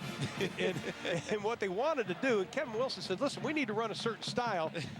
He used to call Chuck Long to come down when the game was ending so he could run the plays and not have Chuck do it. Yeah, and that was the package for the backup quarterback, Paul Thompson, which is a quarterback run series, option game, quarterback zone play where you read the defensive end, fake it inside to the running back and get outside with the quarterback. You know, sprints, bootlegs, all those things. So you'd always tell Chuck in the middle of a game like this where they're up big, hey, why don't you come on down? And I think that Kevin slipped the elevator operator a few dollars to have him stop on every floor every button so that he can call all the plays while Chuck is gone and get the quarterback out there, because that's what Kevin came from, the spread formation at Northwestern, a lot of quarterback running plays. Ball is touched out of bounds. Penalty flag will be thrown. Now, this may be an obviously stupid question, and I'll admit that I've asked a few in my day. Why has Oklahoma just pooch kicked today? Well, I think, you know, Trey DeCarlo has been a guy that's been able to get the ball into the end zone this year, so they've worked on that, but they gave up the long kickoff return last week to UCLA. So I think Coach Stoops is saying, let's narrow the field, similar to the punt game that Iowa State has employed tonight. Cut that down, get a pooch kick, get a great running start from our guys, and condense the field and try to prevent the big returns. You got a kick out of bounds by the kicking team, holding by the return team. The penalty's offset, re-kick. Third best passing performance tonight for Jason White. And take a look at this screen pass to the wide receiver, number 29, Will Peoples. So we take a look at our total motion. Now watch Will Peoples as he takes off. It's tough enough to catch him when he's one guy. But when he morphs into multiple guys, makes people miss. There's Brandon Brown, number 33, the best tackling linebacker for Iowa State. He misses on the sidelines. And Will Peoples, Peoples. That's a lot of Peoples. Goes into the end zone for the touchdown. You know, that could really mess you up this late on a Saturday night. Is there any way that they could total motion us at any time? Because I can tell you something. We don't move that fast. I am so slow.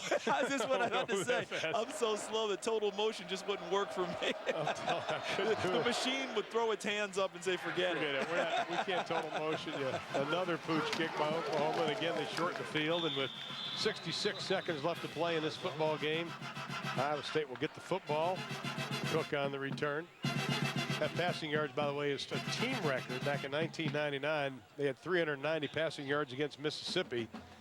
They've shattered that tonight. And that must have been the Independence Bowl game. Yeah, 429 is the best against Louisville in 1999. In fact, the top 3 are all 1999.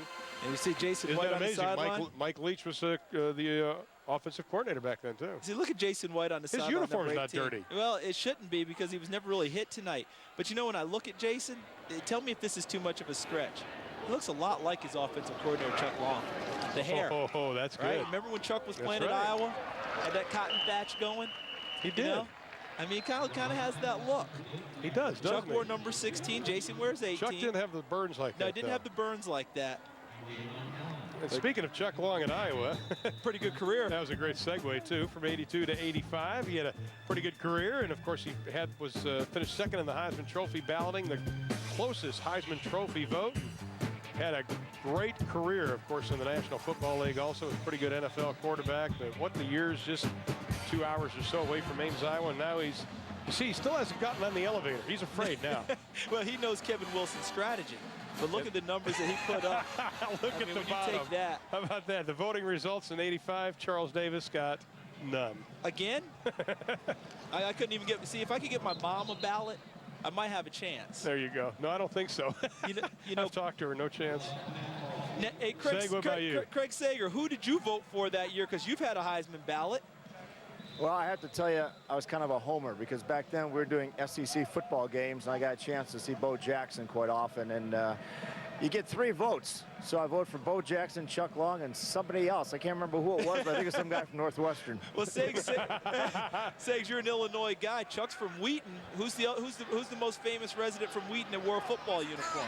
Certainly not Chuck Long. It was the Galloping Ghost, Red Grange, who still owns that town. I thought you were going to say Randy Funn, former Laker coach. Hey, the Wheaton Iceman, Chuck, Red Grange. That's beautiful. That's pretty good. They call a timeout, and you're probably saying, why? Call a timeout with 20 seconds when you're getting spanked? That is a good question. I mean, you know, and I'm not saying it to be negative. Oh, there's I'm the not elevator. sure why. Fire up that elevator. There goes Chuck. He's finally going to leave. Got the dentine in the mouth. He's ready to go. But, you know, he's not storming the elevator. I'm a little bit surprised by that. He's afraid they're going to get the ball back. Kevin's really got him spooked, doesn't he? I mean, if there's ever a game you could go down and hang out and celebrate the win. I'll tell you. Kevin must have some play calls that Chuck just doesn't want Texas to see next week. He's afraid he's going to put it in. Yeah, don't put those in. I'd like to thank, obviously, Kenny Mossman, the Sports Information Director at Oklahoma. Tom Crochelle here at Iowa State. Thank you, folks, for making our job so easy. We appreciate the hospitality of everybody here. Now, see, we're picking on him. See, we're picking on Kevin. We shouldn't pick on Kevin, should we? Now, you never pick on an O-line coach. No. Especially one who has a whistle that goes well beyond the play whistle. Because he's not going to quit when he gets his hands on us. Now the final 20 seconds of this game. Oklahoma leading 53-7, and here they come with 5. Love looking, throwing, passes short, hopped, incomplete. Brandon Shelby from the backside smacked him. It helped cause the incompletion. Well, Todd Miller, the intended receiver. Well, Dan McCarney knew coming in it'd be an uphill battle, but he knows he still has a lot of football left. They'd love to go to another bowl. Nobody's done what he has done at Iowa State. But you know this team, if you know Dan McCarney, you hang around with them. These guys are fighters. They're going to scratch and claw, and they don't care about the injuries. As far as they got to get the pads on next week and do it all again, and Dan's going to be right back in the office tomorrow getting ready for next week's game. He's a guy who's never had a bad day. Never has. Love's pass, tip, incomplete, should have been caught again by Todd Miller. 9 seconds left. McCarney very upbeat, very energetic, and I've got to give a lot of credit to the Iowa State administration when records weren't great in the beginning, but they understood the challenge that he faced coming here. And if you look at his career record, you'd say, well, you know, that's not very impressive. But not many people realize how tough of a rebuilding job this man had to get Iowa State football back on the map. And, you know, Gene Smith now at Arizona State, Bruce Vandevelde, the current AD, the administration, the presidents here at Iowa State. Great job by them. We talked about this, Joe Novak at Northern Illinois. That's right. You know, was he 4 of his first 30? He won, and now look at them. They're in the top 20. Well, Dan, patience with a good coach. Always have it. Dan was 25-17 since the start of 2000. This is a team that won 27 games in the 90s. But Bob Stoops is the man of the hour as the top-ranked Oklahoma Sooners take care of Dan McCarney and the Iowa State Cyclones 53-7. Next stop for Oklahoma is Texas. Final score again, Oklahoma 53, Iowa State 7. Our next telecast will be next Saturday at 7 p.m. Eastern as the 12th ranked Nebraska Cornhuskers take on the Missouri Tigers. For Charles Davis, Craig Sager, Aaron Andrews, and the rest of the crew, I'm Ron Thulin saying good night from Ames. After this break, it's the Schick Quattro post-game report with Ernie Johnson and Brian Bosworth.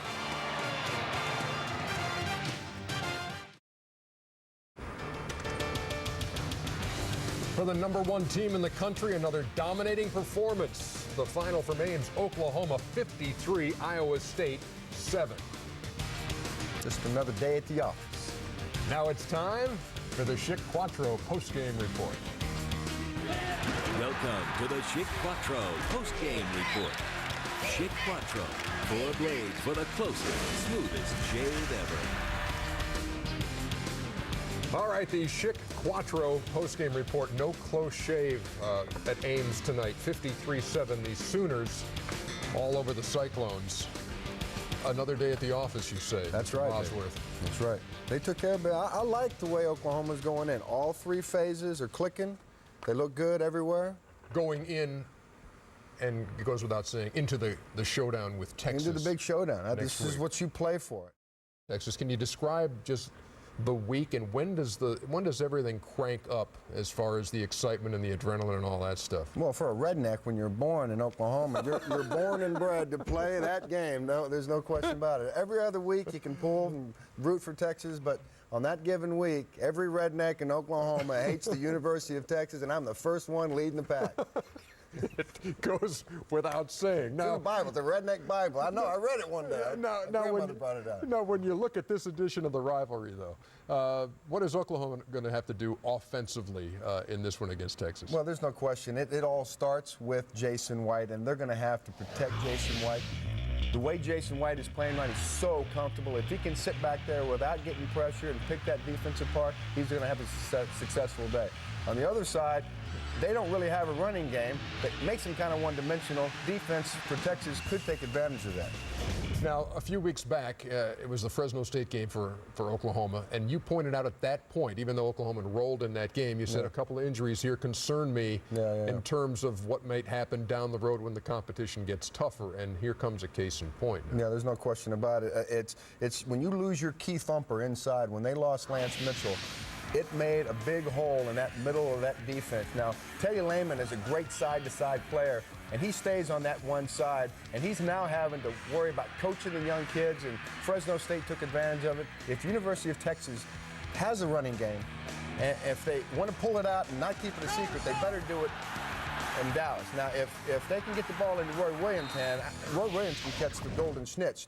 But they got to figure out what one quarterback are they going to go with, and they got to stick with him if they're going to be successful. A little Harry Potter reference from the Boz. Now, how concerned are you? Obviously, Antonio Perkins has helped off the field tonight for Oklahoma, a guy who can return kicks, a stalwart defensively, too. I mean, this is the kind of thing going into a game like this, the last thing you want to see. There's no way this kid's going to miss that game. They live for this matchup. I mean, the Oklahoma-Texas matchup for all those kids in Oklahoma, that's why I went to Oklahoma. I just wanted my opportunity to go to the Cotton Bowl and kick Texas's ass, and I was successful each and every year I went down there. I'm afraid to even ask what you think might happen. What do you think is going to happen? Let's make a little bet. I feel supremely confident. I would never be able to tell that. I mean, is this a close game? Is this down in the fourth quarter between these two? It's going to come down to turnovers. If Oklahoma, and they don't make a lot of mistakes, if they can minimize the turnovers and keep the field position, I think Texas's defense will probably bottle up Jason White. I think they've got enough athletes on the Texas defensive side of the ball. It'll be a low-scoring game. If they can keep the ball or the game somewhere in the 20s, I still think Oklahoma is going to come out on top, but it should be an exciting football game.